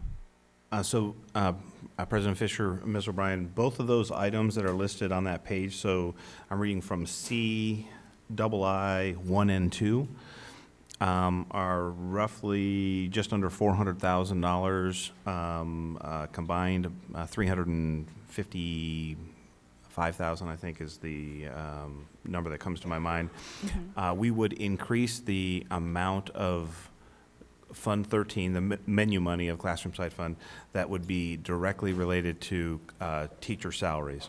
So that would mean that some district initiatives that were previously funded from the Fund 13 would have to be changed year over year. Now, with that said, it should be noted that we did have and have had a significant carry forward of those funds, because not always do our plans get realized as they are proposed. So I don't know that anything specifically would be left out when you're talking about less than $400,000 for a budget that for this year was about $2 million, and we think that we have a sustainable interest of the district share of the allocation at about $1.4 million.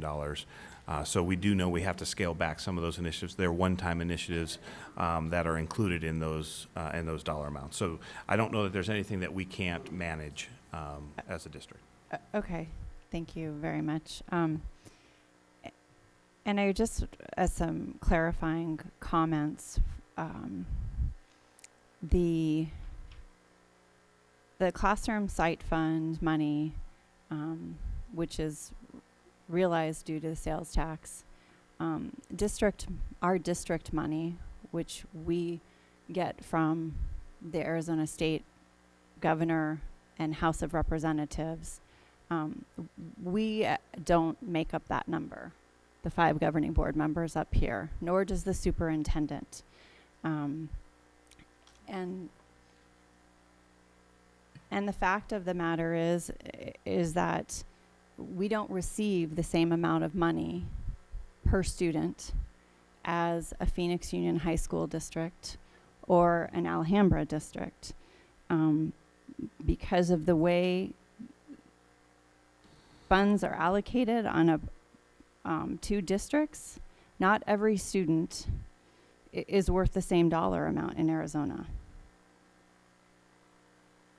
From the state level only, but once you get past the state with property taxes, it is different. So there's a reason Phoenix Union High School District can offer $10,000 more in salary to their teachers than in Deer Valley. We don't get the same amount per student. And I don't want the misperception that Deer Valley decided what our budget would be. I want, teachers are valuable. We can't teach students without teachers. And so I just wanted to make sure that it is understood. The 5 governing board members up here don't decide what our budget is. We don't decide on what our allowance is that we get from the state. To that point, if I may. Okay. I'll hit that point after you hit that point. Okay. It is true that we don't determine our allowance. I do believe we determine how we spend it.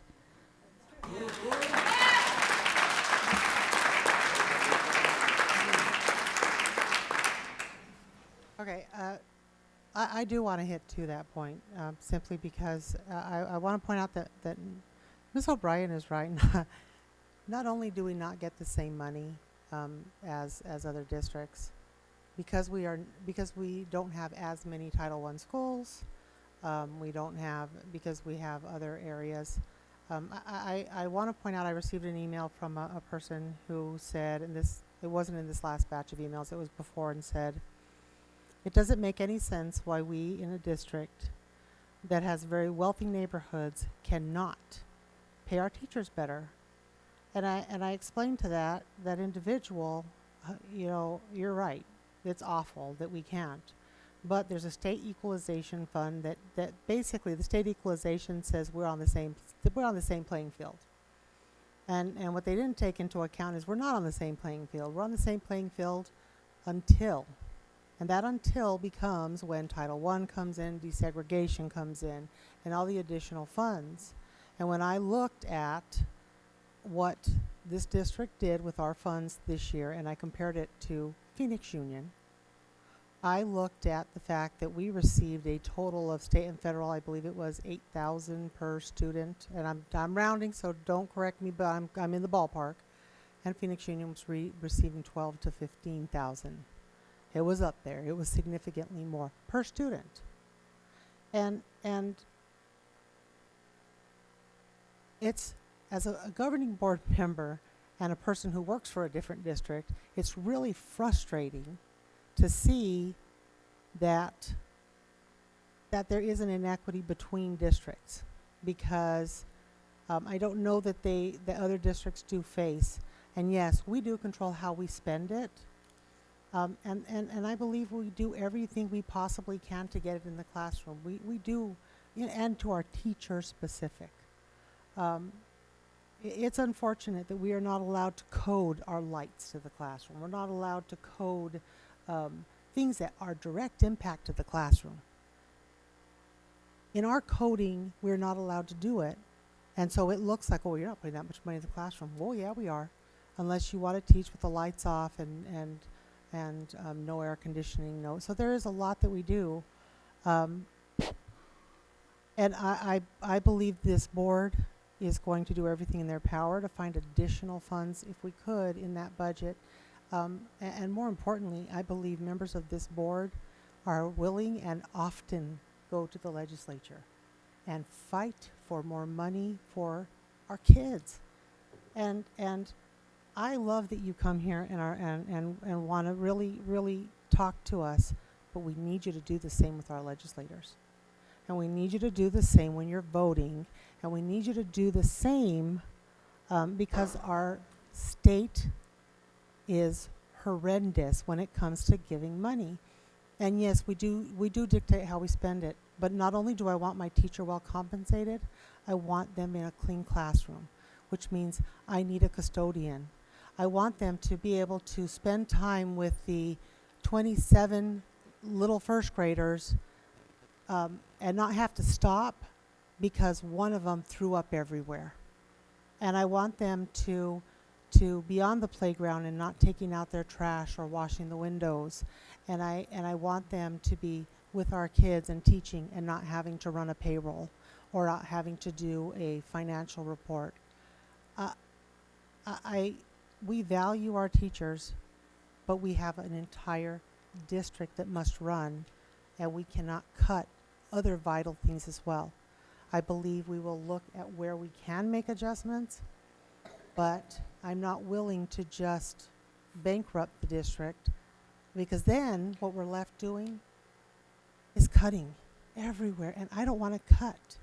I don't want to be in that place. So we need to make responsible decisions and then seek more and add more.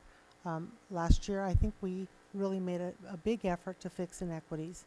And this year, I just hope that all employees realize we're doing everything we can with the resources we have to honor our employees, all employees, but especially our teaching staff. My rant. Broadway, did you have something else? Did you want to say something else? Good. Sorry.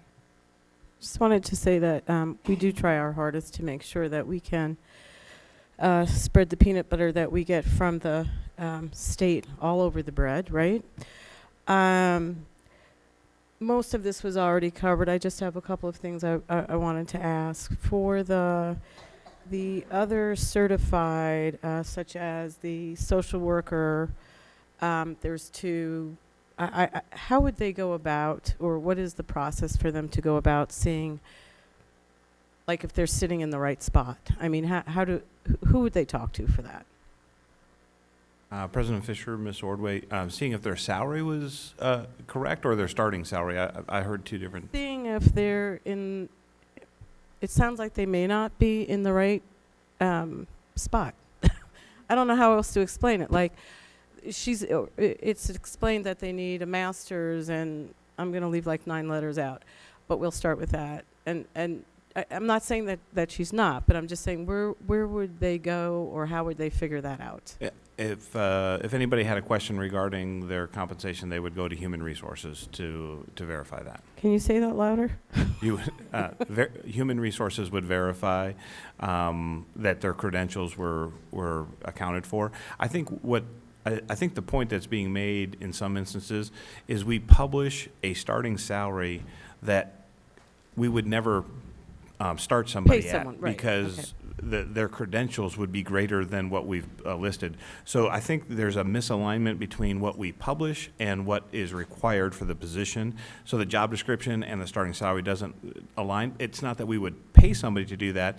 We just need to get those things corrected. So, but those questions could be answered with conversation with Human Resources, correct? Correct. And that's one of many things that they brought up. I'm just addressing that because of your question. And then with that being said, the non-certified being represented by what is known as the Teacher Association, and there is such a difference in duties. There's a difference in compensation, what's allowed to be compensated, because they are not eligible for the 301. I just wonder if they sit in the right spot, that's all. Because there's been so many emails that have come from so many different teachers and from counselors and all different certified that have asked all these questions about your board proposed budget. We got an email from, and it just seems to me that the information may not be processing out there, but this is a recommendation that we're getting from 3 associations that are giving it to us. And yes, you have a finite, or you have a number that you get to start with, but we're not making these proposals. This is something that a team's making. So I guess I just want to make sure that those that are sending emails, some of them identify that they're part of an association, some don't, that we are getting the actual information out to them, so that they are going to the right people, or at least to the right 2 groups of people to give the information to. That made sense to anyone. That did, and that would be very helpful, as if the associations, the 3, actually shared factual information, because a lot of the emails we got were very inaccurate. So, and then last year I think we had the same problem, where there was a lot of inaccurate information put out. So it would be helpful if because we are getting the recommendation from associations, so that would be helpful. But just to the point, one point that just came to mind when Ms. Ordway was talking, is there any plans to do a position study to make sure that some of these positions, like the social workers, are appropriately set? I mean, you know, I know we did an efficiency study, and we need to hit that again. But have we looked at anything like a position job study or something of that nature, to at least see where they're at, where other districts have them, why are we putting them on a salary? Because if we know we're never going to start them at that, why are they at that level, or why are they at that? If we know that it's not, so I know we're not going to do that tonight, but we need to get that on a schedule to look at. Ms. Frank? I have one more comment, and I'm going to be perfectly frank, and I realize there are some people who may not like this comment, but I'm going to say it anyway. I don't believe there's a single educator in this room who did not know the state of Arizona underfunds education. And to lecture those people, our employees, on that fact is insulting. And I don't think anyone meant to be insulting, but from the teacher perspective, I know how that would make me feel if I were sitting on the other side of the dais. That's all I have to say. For that.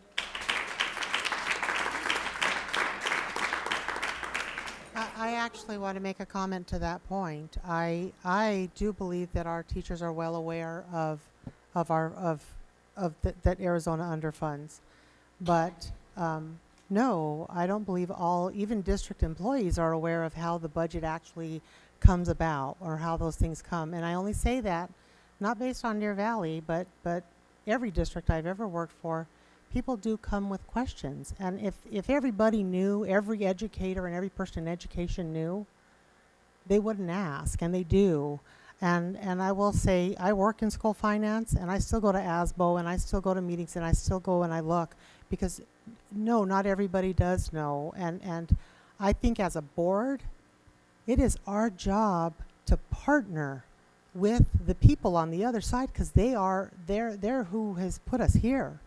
And I think we need to respect them enough to say, you may not know X, Y, or Z. That's like two teachers go to each other and say, hey, you know what, I'm a great teacher, but I'm not doing great at this technique. And they go to the other teacher and say, yeah, you're doing great, and they teach. That is part of our job, is to share and work with each other. And no, not everybody understands school finance.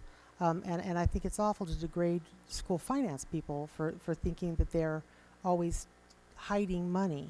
I think we need to change the belief in this district that we have to be against each other. We don't. Teachers don't have to be against administrators or classified. Classified doesn't have to be against teachers or administrators. We're a family and a team, and it's about time we start acting like one.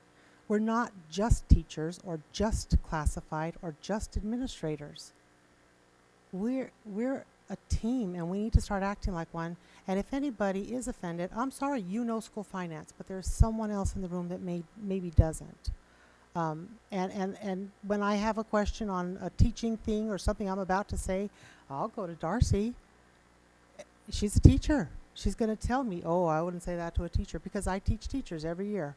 And she gives me I wouldn't say it that way, because I'm going to say something stupid. That's how we learn from each other. So I don't believe there's anyone on this dais that intends to insult someone on the other side of the dais, and I don't think any comment made here tonight was ever intended to insult anyone. Call the vote. Ms. Tweedy, one more statement, then we need to call the vote.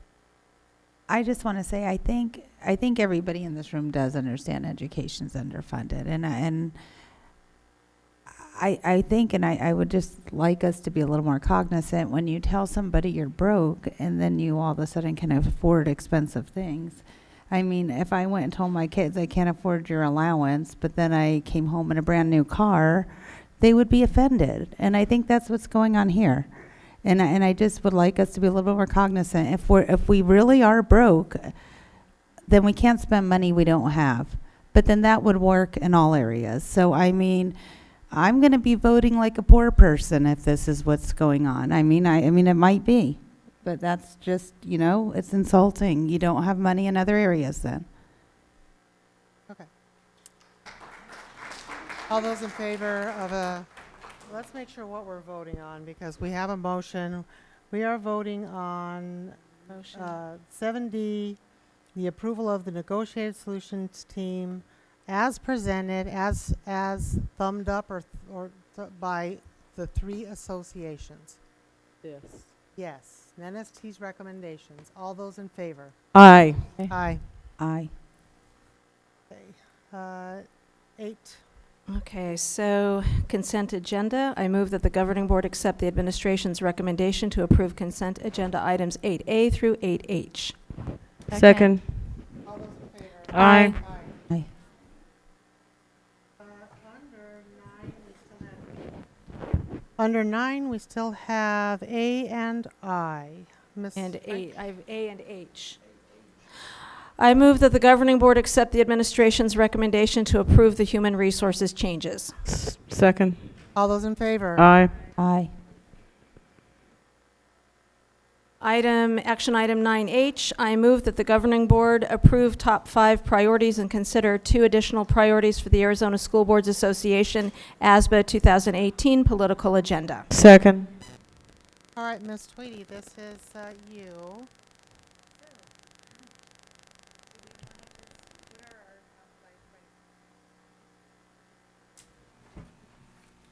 Okay, let's all turn to that item.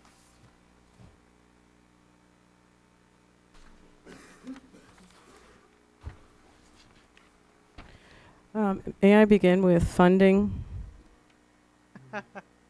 That wasn't a joke.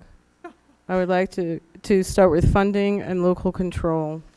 Okay, what section are you under? If you go under I'm under 9H, Ann it's- Ordway's section. Yeah. Is that one of our additional priorities? I don't think funding and local control is additional. I think resources would be, the first one would be funding, and local control would be the number 1 under local control. Can you tell me what letter you're Under looking at? 1A Right. is funding. Oh, okay. Mm-hmm. Yeah, they are. They're trying to get you to, I'm sorry, they're trying to get you to specify what's your priority in funding. So each of those 9 or however many there are in there are different funding things. So either Ms. Ordway, you're going to have to specify Yeah, which one, I'm gonna or you're going to specify. have to Yeah. go to the other page Two- and say funding, funding, okay. funding, and go with that. F, establish statewide poverty rates within the school funding formula. Okay. Advocate to eliminate unfunded mandates and administrative burdens. Advocate to renew and expand and improve Prop 301.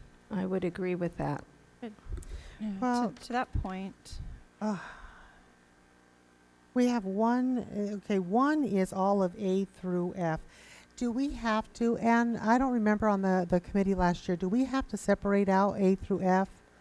Or is 1? That is our priority. We stick with it?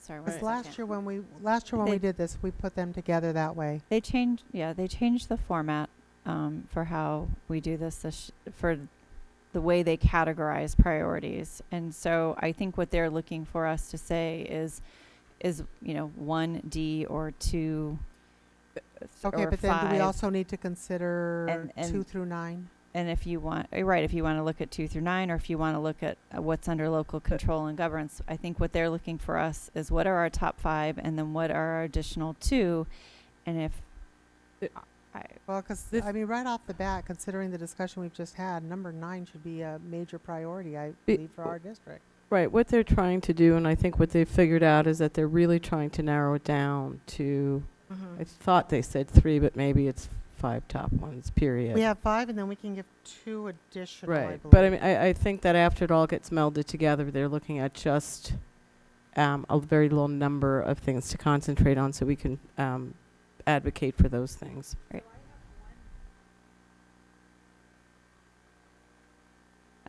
I think 1 is all A through F. Isn't that what we decided? Or That's why I was asking Ms. O'Brien. yes, because it's- one would, they divided, they said 1 is this, and then subdivided it A through F to further dig down deep and provide a little bit more details. So if you say 1, then I guess It's- we're saying we want 1 A through F. So, Okay. If we want 2 through 9, and then again, you have the other 2 categories. If I could give my 2 cents, I would concur with Mrs. Fisher and ask that number 9 be our, maybe our number 1. Mhm. And I would also ask that maybe we focus in and shoot for our top 2 or 3 as opposed to 5. I think, in my opinion, part of what is a struggle is that we do not unite over the top 2 or 3 priorities for education as a whole. So to say that, and it can be number 9, or we can do what Mrs. Ordway said and put number 1 of our priority as funding for education in Arizona, because the truth is that there's a whole lot that falls under that funding umbrella. One of the top priorities obviously is funding for those salaries so we can attract, recruit, and retain talented teachers. And there's other, and I think that's a good focus. I think that that's an important message. So 9's R1. I think 9 should be R1. I agree. Our top priority. Right. That is my opinion. And I also think that in general, local control and governance, given the fact that there was an amendment attached to some legislation today, or they tried to attach it, I'm not sure if it passed or not, to remove some of our local control. Yep. I believe I would agree with Mrs. O'Brien. You're talking about number 1 under local control? Yes. Yeah. Okay. So our priorities would be, our top priority would be resources, so 9 under resources, number 1 under resources. And 4 and then under 1 4, under local control. Well, right now I have 4 things marked, and we can have 5. I right now I have circled the local control that Miss O'Brien just said, the number 1. I have number 9 circled from resources. Number 4 circled from resources, and number 1 circled from resources. Isn't that, so we're at 4 items if we picked one more. Well, I'm not really, not that I'm not interested in number 4, but it doesn't need to be a top priority, because that'll be something that will either be brought up. 301. Yeah, 301, someone's going to, I'm sure someone will increase a little penny here or there to get that going again. Well, and the other thing They've too got is to when you renew start it. looking at things like 301, I think like EFRG and others are already probably going to hit that type of preserving. So if we set our priorities to setting the overall fund, that may be a better use of the firepower. I don't need ASBA to count that as one of our top things, because we already know it's out there. I mean, I would kind of like to, well, because we're only at 4, so unless we have, I mean, we could still find one more thing. It's not. The problem is if 301 goes away, that's a lot of money for teachers. That's us putting it number 1 is. Oh no, I wouldn't put it at number 1. It is 1. It could be one of our 5. Are we at 4 things? Oh. And we don't have to stretch and look for another one. If we're solid with 4, we're 4. Well, the only thing is that I got to throw a wrench in the monkey works. I really Not you. Let's prioritize kids here. I really think if we look under the education policy, I think we really need to hit some of this JTED. You know, getting these kids either getting them younger in or keeping them in a little longer. Not all kids. And I know JTED is not for kids that are just not college bound, because it gives them a platform to become college bound. But it's really important that we support. So that could be number 5. Catching them younger or keeping them longer. Got number 1 under state education policy. Yes. Okay, so Either restore, we get the 9th. We start getting them in younger. So 9th grade, we could get them in the 8th grade. Oh, Personally, absolutely. I'd be happy. Yeah. Them in the 7th grade. I want to make sure I'm ranking these correctly. Yeah, so we could pick 1 or 2. Do we want to keep them longer or start them younger? Start them younger. Okay. Start them younger. Take You have 1. more impact. Yep, take 1. Because I think some of them are eligible to stay till 22 if they're special needs anyways. And that's... Okay, so you're telling me to take 1 under state education policy, right? Yes. But now when I put these in order, we want to put number 9 as our number 1. Yes. Number 1 under local governments as our number 2. I thought we were going to do 9 and then 1 on the top and then 1 on the bottom. Okay, this is 2 and then this is 3. Yes. And then 4 could be the 301 and 5 could be the one you just said? Yes. Yes. The JTED one. Would be number 5. And I really think that those go in line. I know we can submit 3 additional, but I think those really are what we need to put forward. I don't think we really need additional, in my opinion. I'm If not they in don't- favor of putting 3 more. If they don't or give us 2 more. money, that's what we need to fight for Since right it's now. almost 10 at night, I would like to request the governing board's permission to write the rationale on these later. Absolutely. Okay. Please, we were going to ask you. We just need a vote. Yep. So,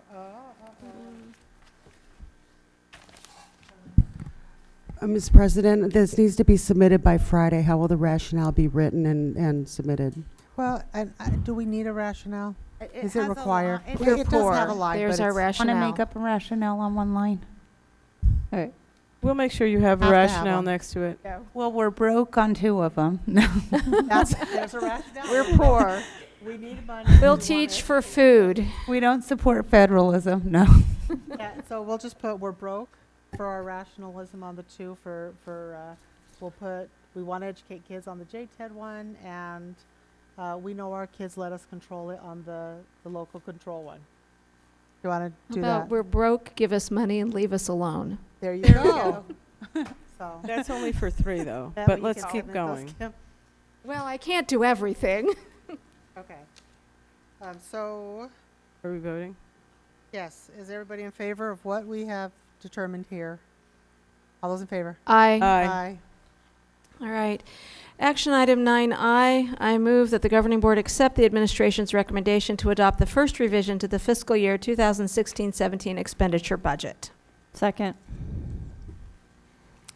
President Fisher, members of the board, and Dr. Weidenheimer, this is as per the public hearing, the revision. I did fail to mention, I believe Ms. Mock is still here. She is. In the back. Just wanted to recognize our new Director of Finance for putting all that information together. There's no new information beyond what we covered in the public hearing. Okay. Was that tonight? Oh, yeah, it was. I'm sorry. Is there any additional questions? All those in favor? Aye. Aye. We do have a couple additional public comments. Dr. Sandra McCowan and Larry McCowan. If you could. Should I read the admonishment again? Yeah. Okay. All right. Let me turn to that page. We don't need to read it again. Oh, they were here earlier. Yeah, they were here I don't earlier. need to read it again. All right. They heard it once, we're good. You've heard me speak enough already. I still have another meeting after this one, ladies. What did you say?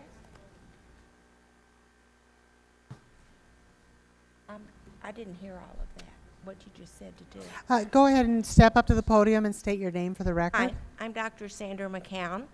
I have children at Diamond Canyon School. I have addressed some issues at Diamond Canyon. I reached out to the administration. I called Dr. V's secretary, and she told me that he hired people to take my call. I have talked to these people. I sent my complaint. I filed a complaint against a curriculum issue. Kim Fisher, I sent you a copy of that. I reached out to you, and I've not heard from you. I filed a complaint about a first grade assignment. My kid Neil, he's still here awake, and this meeting wasn't so bad for him because he's used to being bored all day at school. So he really sat here and acted very well. I have a complaint against the homework policy. It's my understanding that the governing board makes a homework policy, and the homework policy is very clear that the work should be independent work for the student. It says it 4 or 5 times in your homework policy. So when teachers assign homework, it needs to be assumed that the children can do that. Independent means without supervision. And I know you understand that because on your report card, you have 4 areas of rating children. And 1 is they're not independent. 2, they're not.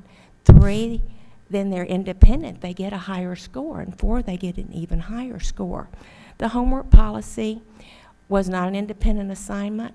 My kid was required to write a letter to a dead president. He was required to ask questions to a dead president.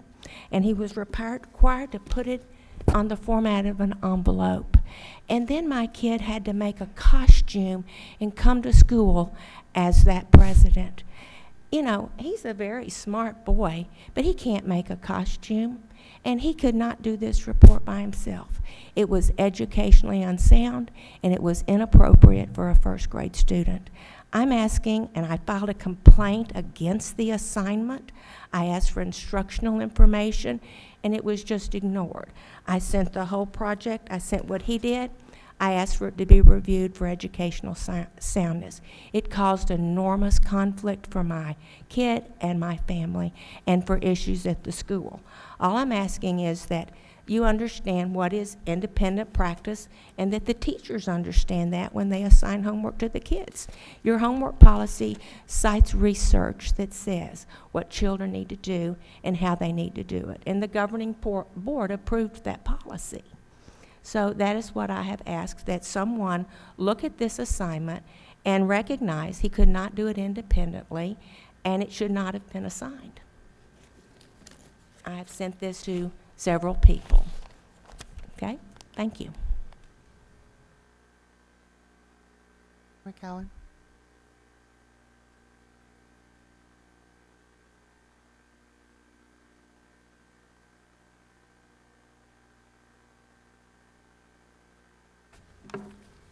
Thank you. I'm Larry McCown.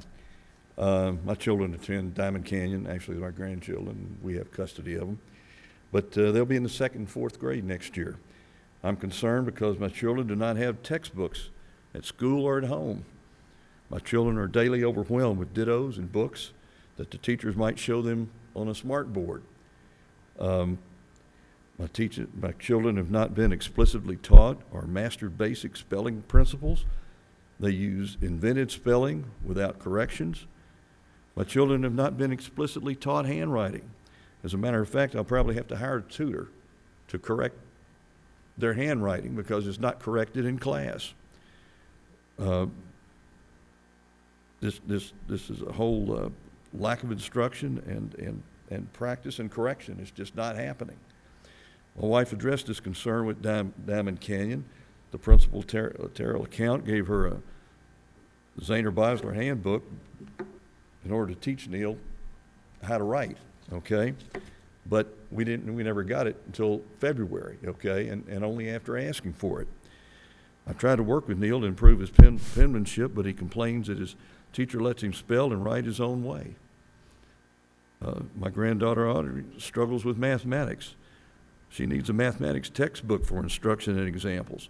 The online program doesn't work for her. My question is, what can you do to assist me with textbooks for Audrey and Neil and any of the children at Diamond Canyon? It's my understanding that the governing board approves the textbooks. What can you do to get the textbooks from the warehouse to the classroom? Maybe you don't have the budget for it, I guess, from what I'm hearing. But you spend a heck of a lot of money on copy paper.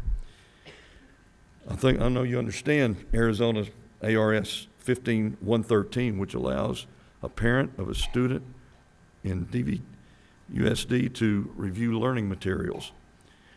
I want to review all the 2nd and 4th grade textbooks, dittos, copies, and teacher-made resources a week prior to instructions. So my question is, how can you help me obtain this?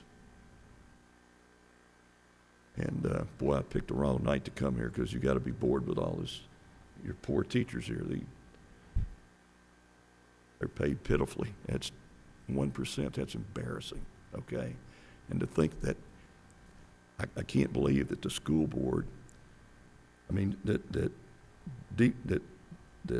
Deer Valley gets less than say Scottsdale per student. And is that what I heard? Yes. That's ridiculous. You need a better lobbyist, okay, or something. Thank you. Okay. Just for the board, this was in the Friday update, wasn't it? Yeah. I don't want the McCowans to believe that we have not responded. Your email has been taken. I have forwarded on to the appropriate individuals, and it's my understanding that Dr. Galligan is working through this with an ombudsman and President Fisher, we do have a tentative meeting scheduled with the Arizona Department of Education Ombudsman so that we can work through some of the concerns and challenges just mentioned. If you could please keep the board, I know you always do, but for the public record, if you could, continue to keep us aware of what's happening, because we are concerned, and your email to me as well was shared with Dr. Galligan to seek a resolution. President Fisher, we will continue to provide the board with information. Okay, so that we know whatever. All right. I'm sorry, I'm getting loopy now. I think we're done. I think that's it if there's no more public comments. Sorry, I had to get back to my beginning.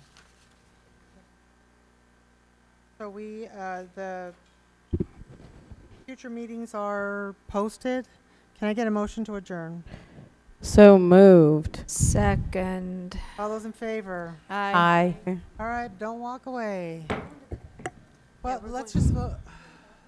Okay, we can go to the bathroom in the executive session. We need to go into another meeting first. How much?